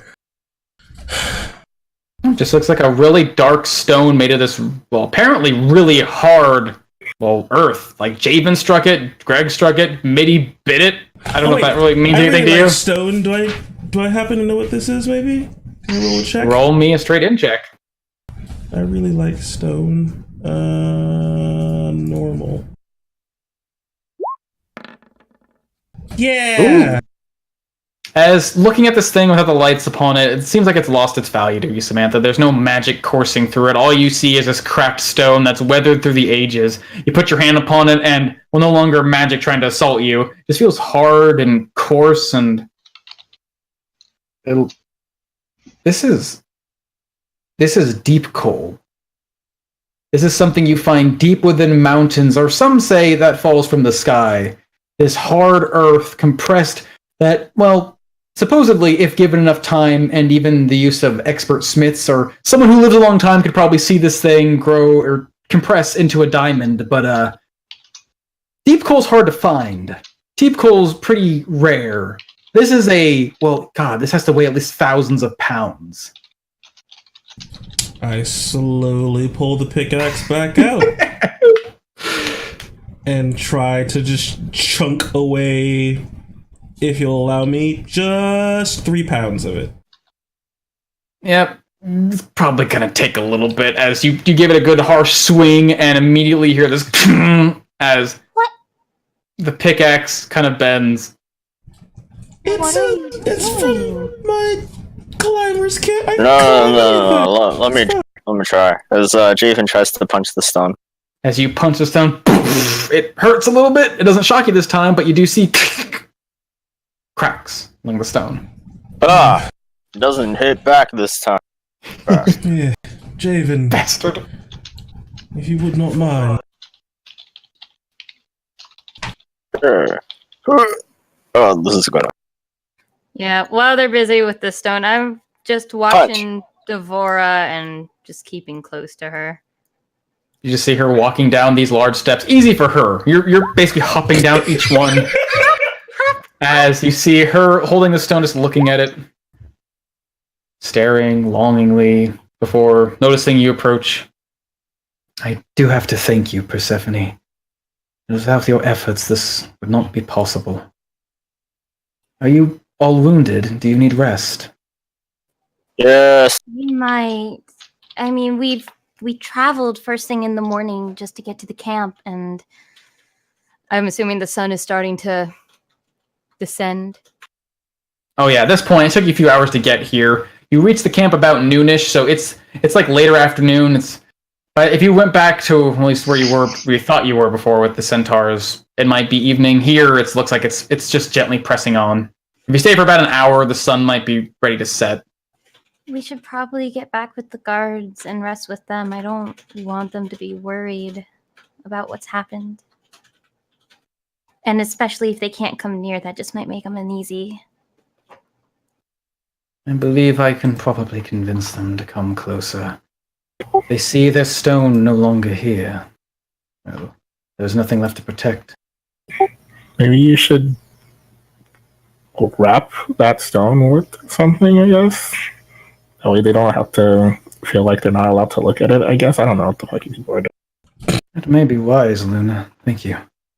As she reaches into, looks like a satchel hung down, like a saddlebag at her side. She pulls out this long and very silken-looking black cloth. Looks like it looks beautiful in texture, but it's been sort of torn up over the time. As she wraps it up and sort of keeps it at her side. What is wrong with you, Mel? Everything, Honestly. Okay? Really? Honestly. Do you know me? That's so Infatuated. I will be back in a moment as she heads off south to go fetch her allies. It's Clyde, what are you doing? I'm trying to open this chest as I got the bag of holding from Luna's. I'm trying to be sneaky. Okay. As you're sneaking around. Yeah, this small. I mean, did Luna give it to you? Yeah. Okay, making sure. As you come up to this chest, Clyde, now that you're on level with it, you stand up and you face the lock. This thing is about 10 feet tall and honestly about 12 feet wide. It is a huge chest. Probably even fitting for a giant. Oh, is it locked? I mean, it has a big padlock hanging from the front of it. I will use my marrow tooth bone key to try to unlock it.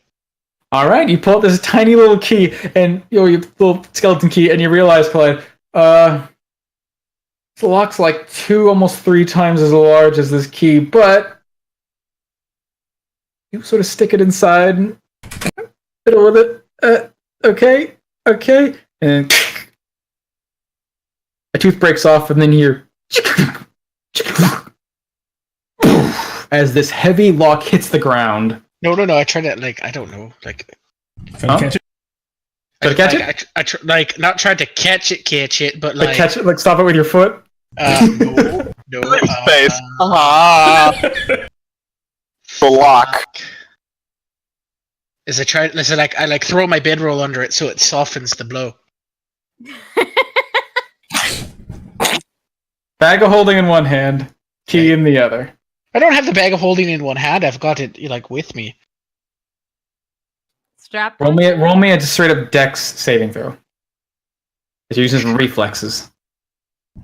Yep. Nice. As immediately, as quickly as you can, your hand moves as quickly as it goes to grab an arrow. This time it goes into your backpack, grabbing onto this rolled up bedroll and sort of sliding it. And just as this thing hits the ground, As I open the chest. as you push open the chest, you are greeted by a visage of glittering gems and lots of strange little baubles inside, Clyde. First thing that strikes you is looks like a big mound of gold with these huge gems lodged inside. Going through, it looks like half of it's about filled with, it looks like gold and it looks like silver pieces, but they're cut into these strange like squares or diamond shapes, as you realize they're platinum pieces as well. And inside, as you're sort of going through some of the stuff, you grab at one of the rubies, but you pull it out and it's about the size, it's like fits in the palm of your hand like an apple. This thing is huge, probably befitting for a giant. You find, let's see, 4 of those rubies, you find 4 of those sapphires, and among them, these almost look like pearls, but they're slightly translucent. You recognize them from your trading days as opals. And then within, among all these gems, you find an equally sized, beautiful cut gem, crystal clear, shaped into a small point below a beautiful facet, as you find a diamond so large you have to put both hands on it. Whoa. Among them, you also find a few other trinkets. One of them seems to be a big, fat book that probably weighs about 10 pounds. It's not quite as large as the chest, but makes up about half the space. It's not going to fit in a backpack quite easily. You sort of like flip through the pages, and you see it's all written, and looks like you know how to read Dwarvish script, but the words don't make any sense to you. And they're written large letters. As you find a massive tome. You also find, let's see, you also find, it looks like this very large bottle, something that like looks like a large rum bottle, not so much like a small little flask, but something for a larger creature. And it's filled with this sort of translucent, reddish, amberish liquid, but there's stuff floating inside of it. You see these little crescent-shaped, it almost looks like flakes or carvings of something settled at the bottom. And floating within the liquid, you see a lot of these little strands, looks like fibers of this, it looks like fur or hair, bright red, settled inside of this bottle. And among that, other than that, you only find a few more things. You find one, it looks like a nice little scroll, similar to the ones that you've seen, like Paracelsus, bless his heart and rest his soul, and Samantha wield in the past. Although it seems to be a much larger, looks like you could probably fold it up and stick it in a bag, with all sorts of weird arcane writing on it that you just can't understand. You find, it looks like a standing, actually, in this chest. You pull it out, and it stands like at waist height. It looks like a statue made of pewter, and it looks like it's supposed to be of a giant, but he holds this great sword. You can see his armor definitely carved into this form in the shape of lightning bolts and clouds. So it looks like you have like a tiny little like storm giant figurine, but, well, tiny compared to a giant. To you, it's 3 feet tall.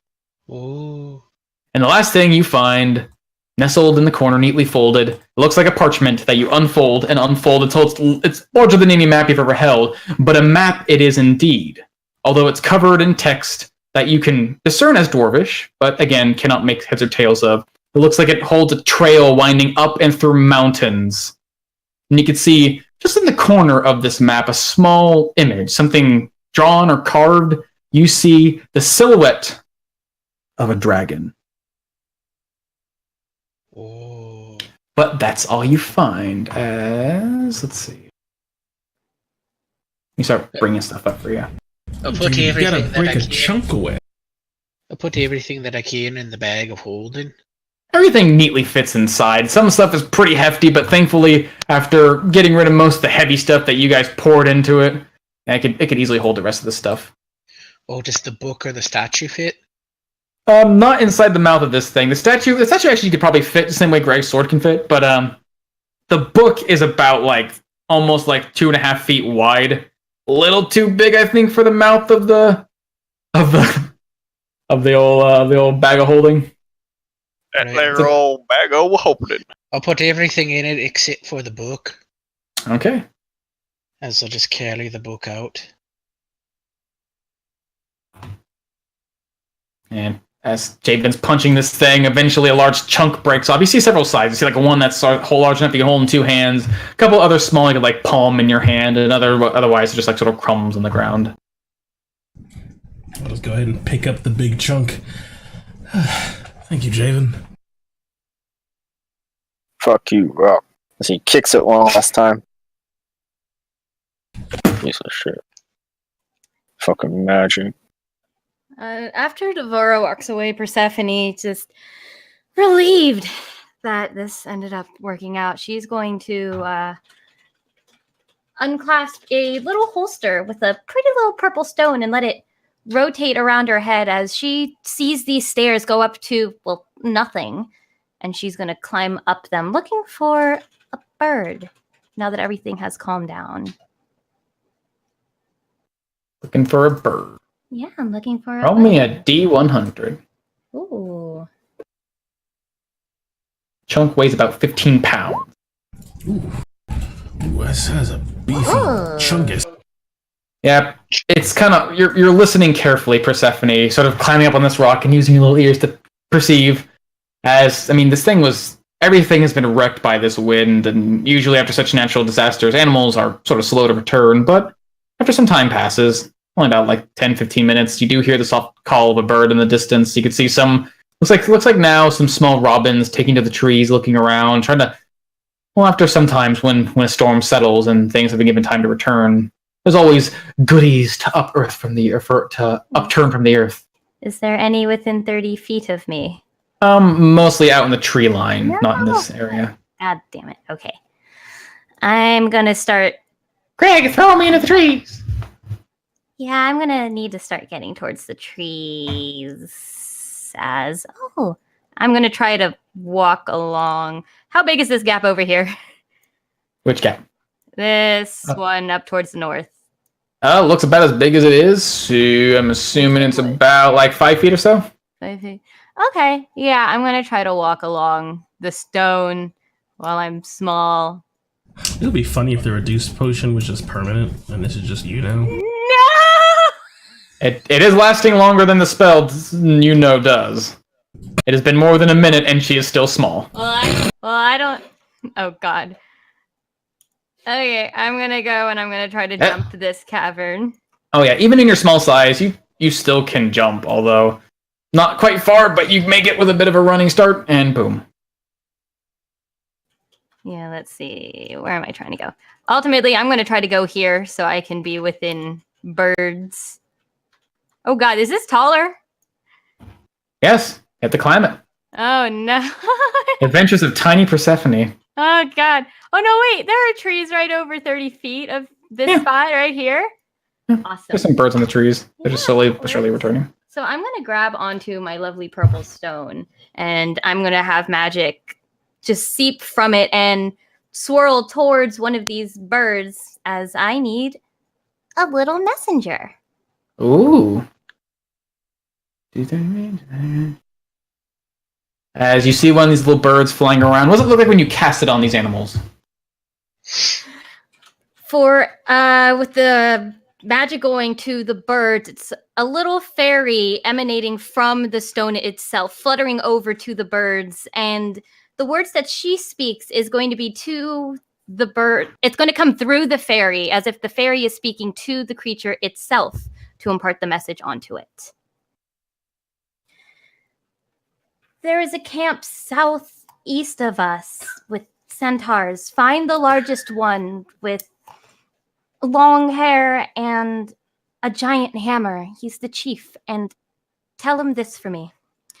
Chief Kogar, we've found the stone. We've transferred its magic, and Devora has it. We'll rest for the night. We'll be coming back in the morning. It has this little bird looking around at this fairy that surrounds it. I'm not really perturbed by it until finally the magic finishes, and you can see it sort of twitches, and then flies up and over, away from this area and down in the direction you guided it. Awesome, and now the Adventures of Persephone is going to take her ass back across these fucking stone walls. You're hopping. Thankfully, you're basically the size of a child, so like these large stones aren't going to be knocked loose beneath your weight, which is God. I can't imagine how little it is now. God. Hop. As what are the rest of y'all doing as Devora is rounding her allies? So much for telling people I'm not a child anymore. Taking a little break, but I'm also watching Devora as they leave. As sort of just getting in tune with Nero out there. He seems to be calm. It doesn't seem like they're drawing weapons or anything, so they're probably just going to be on their way, or they're just waiting for us to head out. But I'm just sort of watching while it looks like Samantha and Jave were mining that rock, and Clyde was digging into something back there. He's not really sure what's going on, but he's just sort of coming down from the combat high. Greg, roll me a D100. Ooh. For your advanced racism. Nice. Yeah, Greg, you're breathing and you're trying to calm down ever so slightly, and you're easing yourself back into things. Fight's over. It's time to move on to the next part of this, whatever the hell this is. And just ever's like you're calm for the most part, Greg. You're okay. Like the battle's over. You're not seeing red anymore. You don't feel your blood pumping and rushing in your ears, but ever so slightly, you do feel your heart is still beating ever so quickly. The rage, well gone, still kind of lingers, the excitement of the battle. Yeah, I'm just sort of basking in it. It's all the things that's gone out here of two sides. He understands the position of the Centaurs, even though, they're on the losing end. Nothing's going to change that. But he didn't like fucking fighting with Purse, and he doesn't like seeing those people weirdly happy. It just doesn't make any damn sense. But this does. This was simple enough. He's had tons of jobs growing up where somebody just told him what to fucking do, and all he had to do was do it. And it just felt like home, just doing that again. Of just having a purpose, something to accomplish in front of him. And even though it was a hell of a fight and it did not go his way, at the end of the day, he got it done.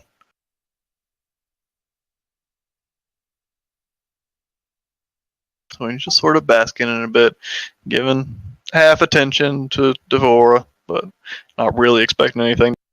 Okay. And Luna, is there anything you're particularly up to during this time? Besides giving Clyde your bag of holding?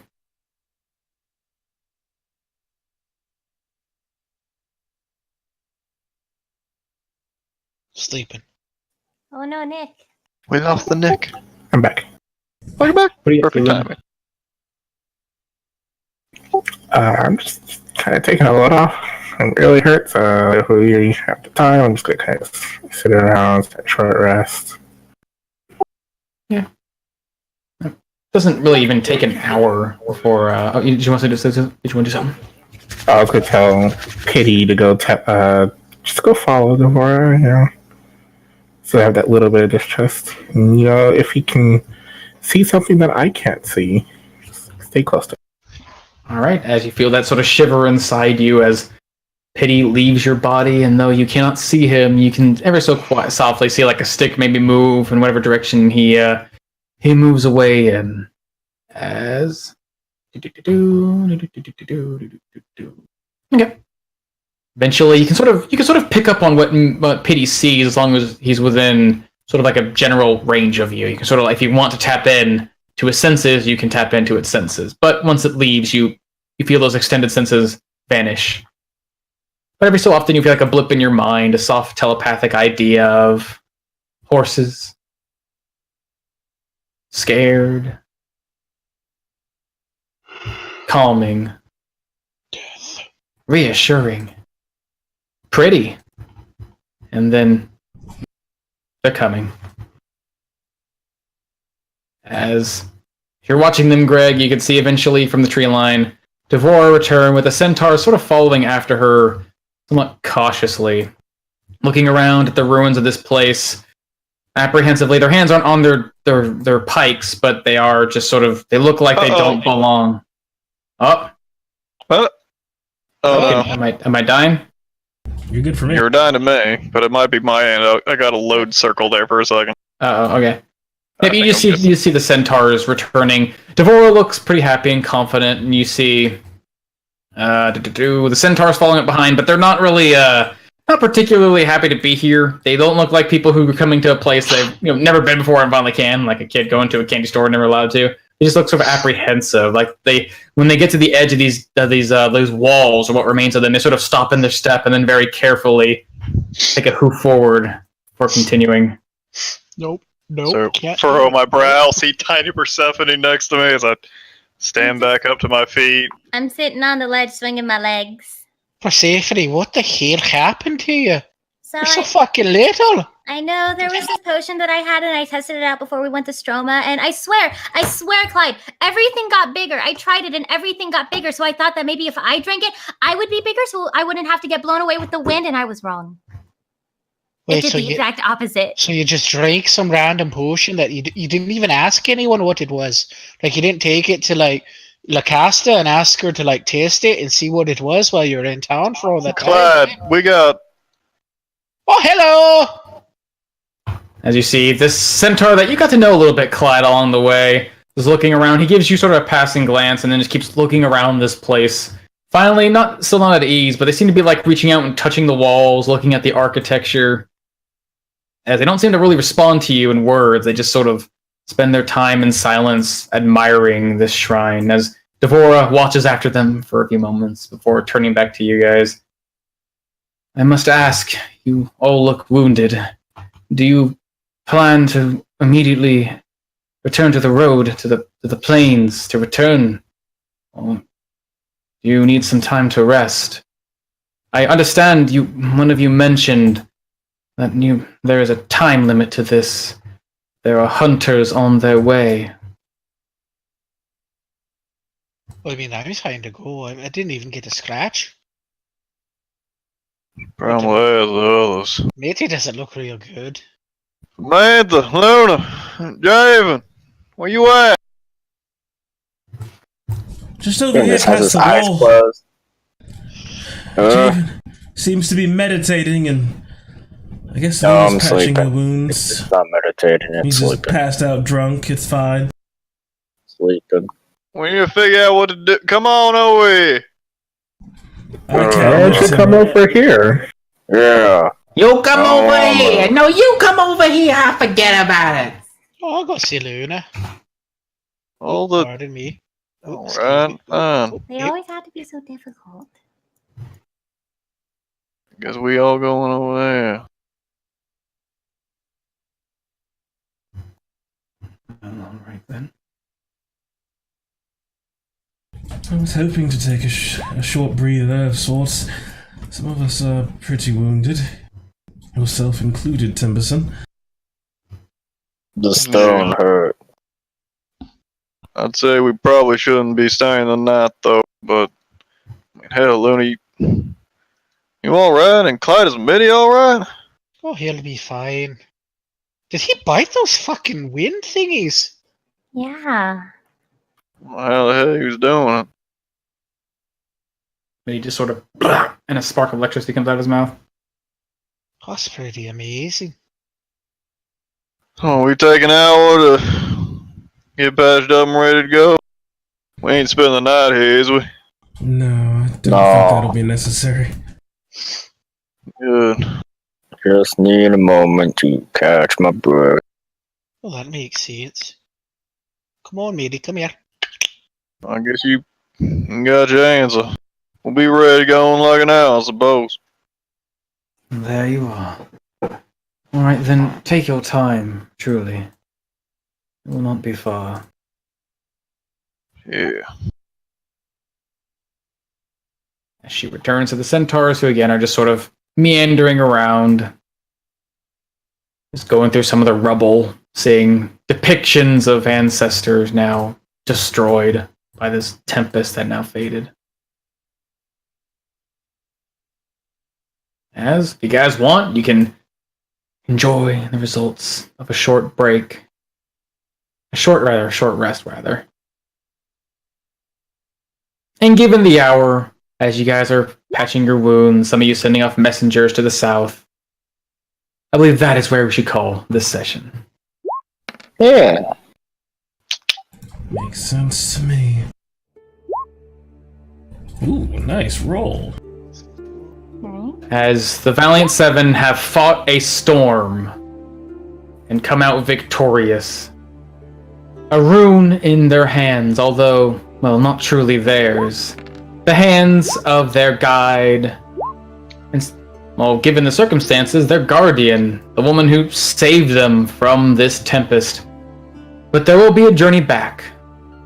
Journey to where they left the centaurs.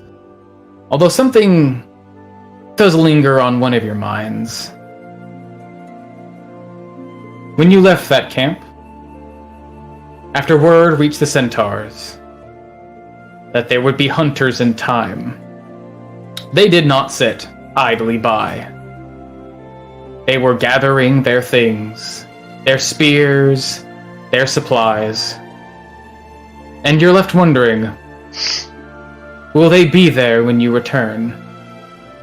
Find out next week on Song of Rapture. Oh yeah. God, I was hot garbage that night. Political tension, baby. Hopefully Persephone's animal messenger can get to him in time. Hopefully they'll take a defensive posture. Or they'll ride into the spears, arrows, and swords of humanity and be cut down like the monsters they are. I don't know. You never know. You never know what you're going to be dealing with. I'm fairly certain we all thought we were going to be dealing with weird fucking ghost giants. But no, it was air elementals and storms and nonsense. It was crazy. We got tons of treasure. Who knows how much? Who knows what those weird items were? We'll find out next week. That's all we got. Yeah. That's all we got for you for Song of Rapture this week. But do not fret, there is more D&D online head gaming. There's always more D&D. There's always more. It never stops, except for when it does. But that's not for a little while. So, this Sunday, we're gonna have some more Expanse. We can do a little timey-wimey nonsense and find out what Ivar had been planning to ask the God of Knowledge, the Lord of all that is known and unknown, maybe. Who knows? Ogma will have answers. We get to find out what his boon and Lannister's boon look like. And we get to find out where we're going next and what it is the Outriders will be doing when they return back to the realm of mortals. Back to Omnia. And then we'll be coming right back around to Kingdoms of the South, where the Apex Alliance has come across a very strange situation. One that, well, things were definitely amiss, but not in a way that they expected, as these poor people had been taken hostage by these strange burgundy monsters, wielding blade and armor, but they will be cut down. There's no stopping the Apex Alliance. They just killed a fucking dragon. What are some hobgoblins, right? Tune in this Tuesday at 7:30 p.m. and find out if that holds true. Other than that, I want to thank you all so much for watching. I want to give a big shout out to Arts and Coffee for sponsoring this stream and helping support the channel. And you can support the channel and get some really tasty coffee by checking them out at artsandcoffee.com and using promo code LION10 to get yourself a sweet discount and help support the channel. Other than that, thanks for watching. Thanks for the bits, Johnny Thunder. Thanks you, Biamoto, for resubscribing 9 months. Thank you for your support. And thank you, Johnny Thunder, also for resubscribing for 22 months. Your support is greatly appreciated. Other than that, that's all I got for you. As always, may your dice roll 20s, and you always make your saves. Thanks for watching, y'all.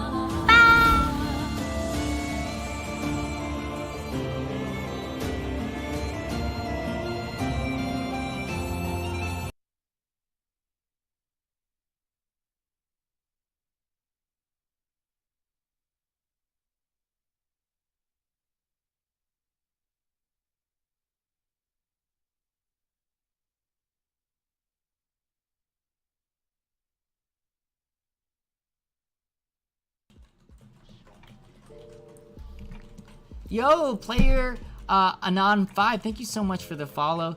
Lionhead Gaming, thank you for the host. How are you doing? I'm a cosplay Power Ranger just for you now. I appreciate that.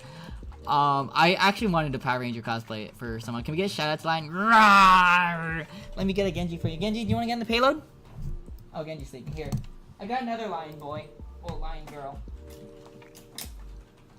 Rawr! Mercy says rawr, everybody. Hello, everyone from Lionhead Gaming. This is Mercy. We usually have Genji, but he's sleeping right now. Mercy's our resident Chiba that greets everyone, all friends coming in from raids and stuff like that. Welcome. If we can get some wonderful Genji hype emotes, guys, everyone on stream to greet our wonderful raiders and such, that would be fantastic. Everybody, just I guess introductions for all those wonderful, all you guys from Lionhead's stream. I'm Janelle. I do a lot of illustrations and such on Twitch, stuff that you see here. There's some more illustrations here, just fun little illustrations. And when I'm not whoring off my dogs and waving my hands around to make paintings and such, I work as a 3D artist and animator at a game studio here in the Midwest. And Game of Thrones, yeah, that's on our. I mean, the Eva piece is done. The Game of Thrones piece is still work in progress. How was your stream, Lion? What did you end up working on? I freaking love Buns' emote. And wait, is that Jinx, Buns? Oh no, that's a fucking Lancer! What the fuck? Sorry, it's really tiny and stuff. It's fucking Lancer, that's freaking Dorbs. Buns has been getting some hella emotes and such. What he said. Which Power Ranger should I cosplay? Definitely the Green Ranger. Green Ranger was the best Ranger. I'll fight anyone on that. It's the most interesting Ranger anyways. So what'd you end up working on stream, Lion?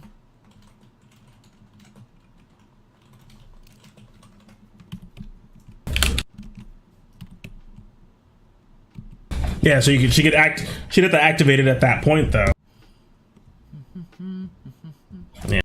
Gotta make this work somehow and make some. Not sure.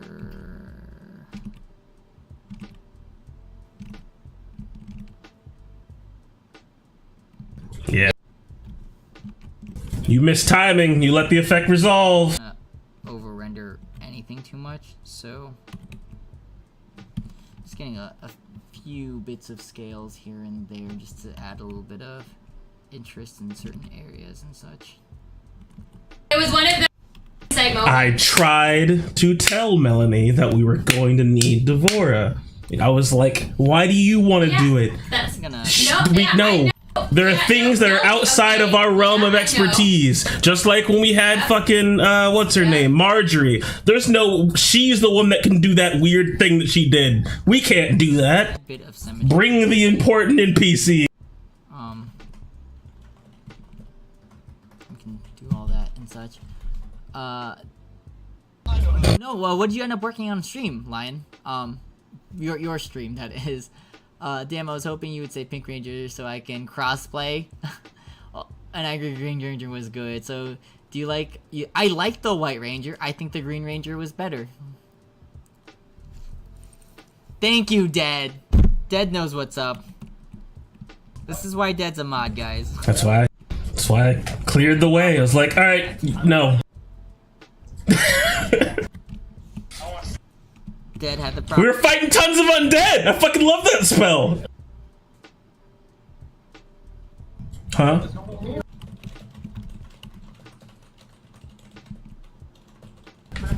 For like the cone one? No, I think fear just stays on. The only thing that does that is like... Yeah.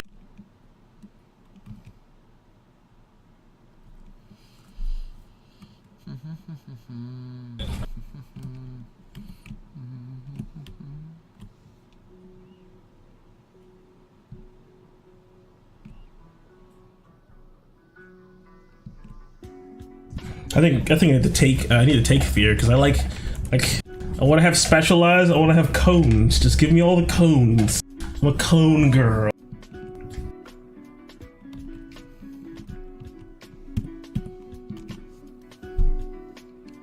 I'll have to get some of this lighting going on elsewhere, and I'm gonna try to figure out how to properly.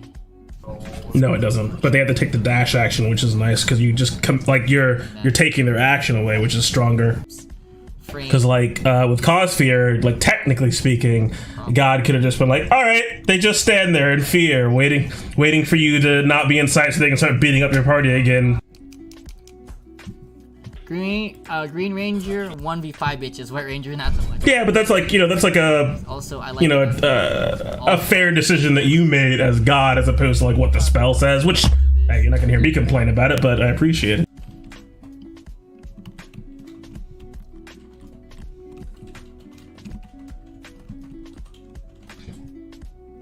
How many air elementals did we actually kill? I want to say 9? Probably on last bit of polishing. I want to get as much done as we can, obviously, on stream.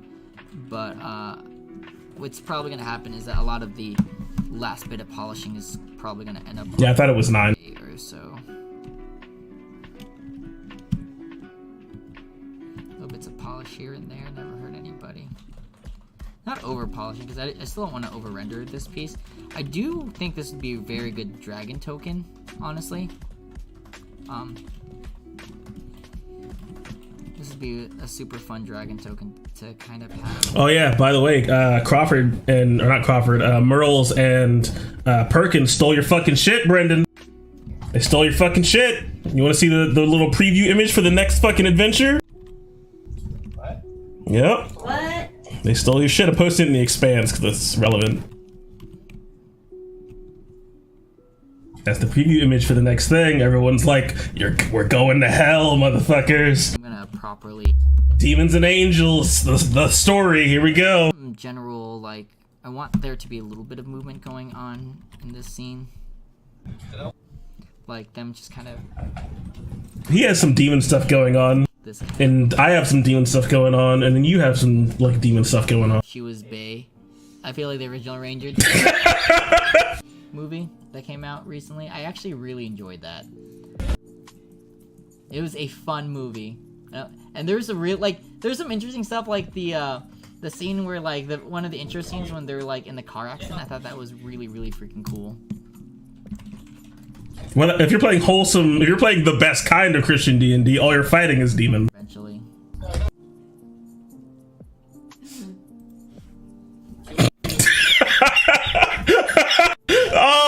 Oh, that just gave me an amazing. What if what if you had like a beholder that was like made out of yarn? Like, what's that fucking stupid thing? Hitchhiker's Guide to the Galaxy where they fucking smack the button and they get turned into yarn. It's like, what if, because like it's an aberration, like it should be really weird. Let's just go even weirder. It's made out of yarn and it shoots yarn rays at you.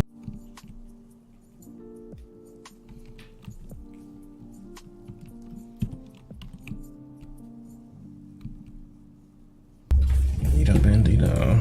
This is probably gonna be a timed release on my social media, only because I think primarily I thought God forced you to have a normal amount. Right.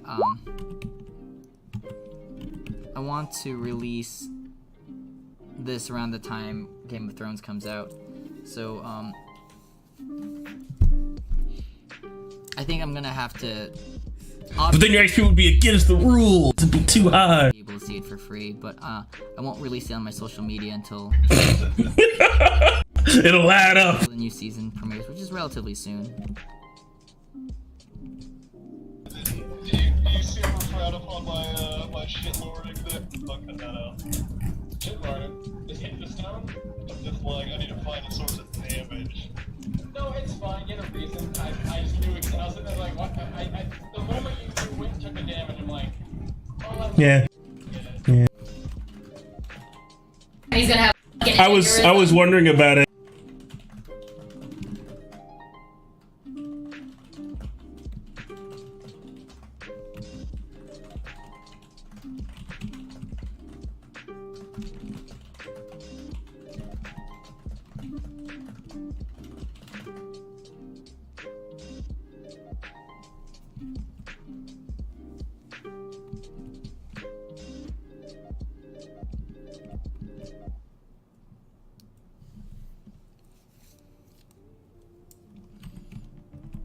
Please.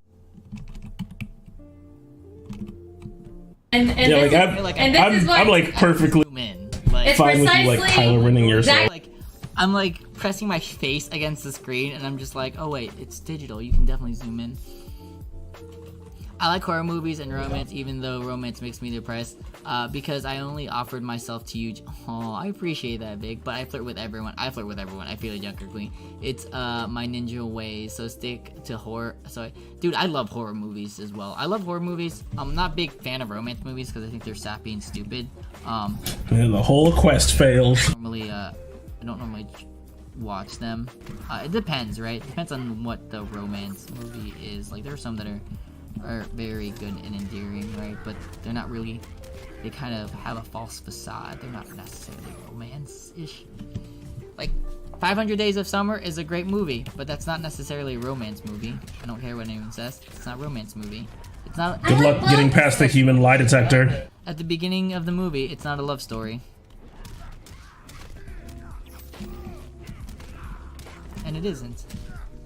It's about a dude who doesn't listen to women and what their needs and desires are.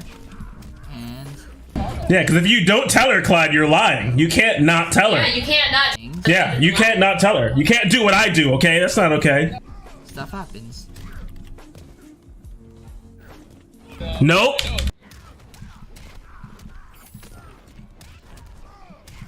Yeah. Nope.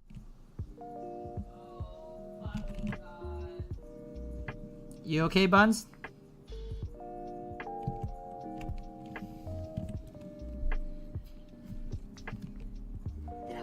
Not sure if Buns is okay or alive.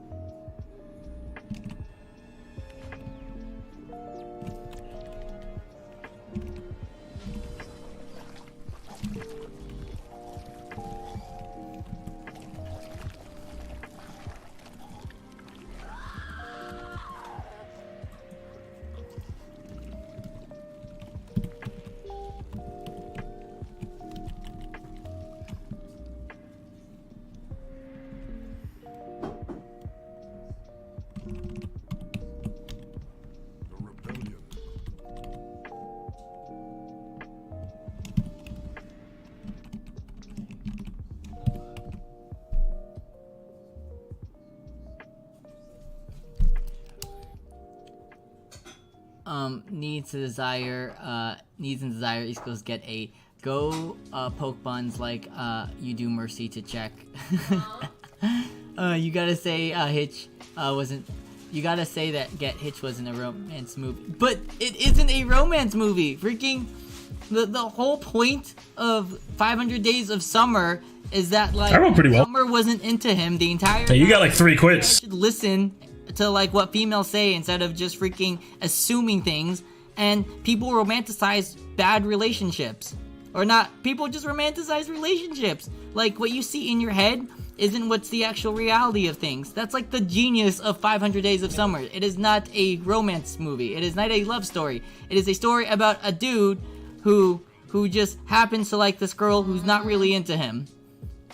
Like romance movie, the guy gets the girl at the end. He doesn't get Summer at the end. The friend lives like an hour after that movie.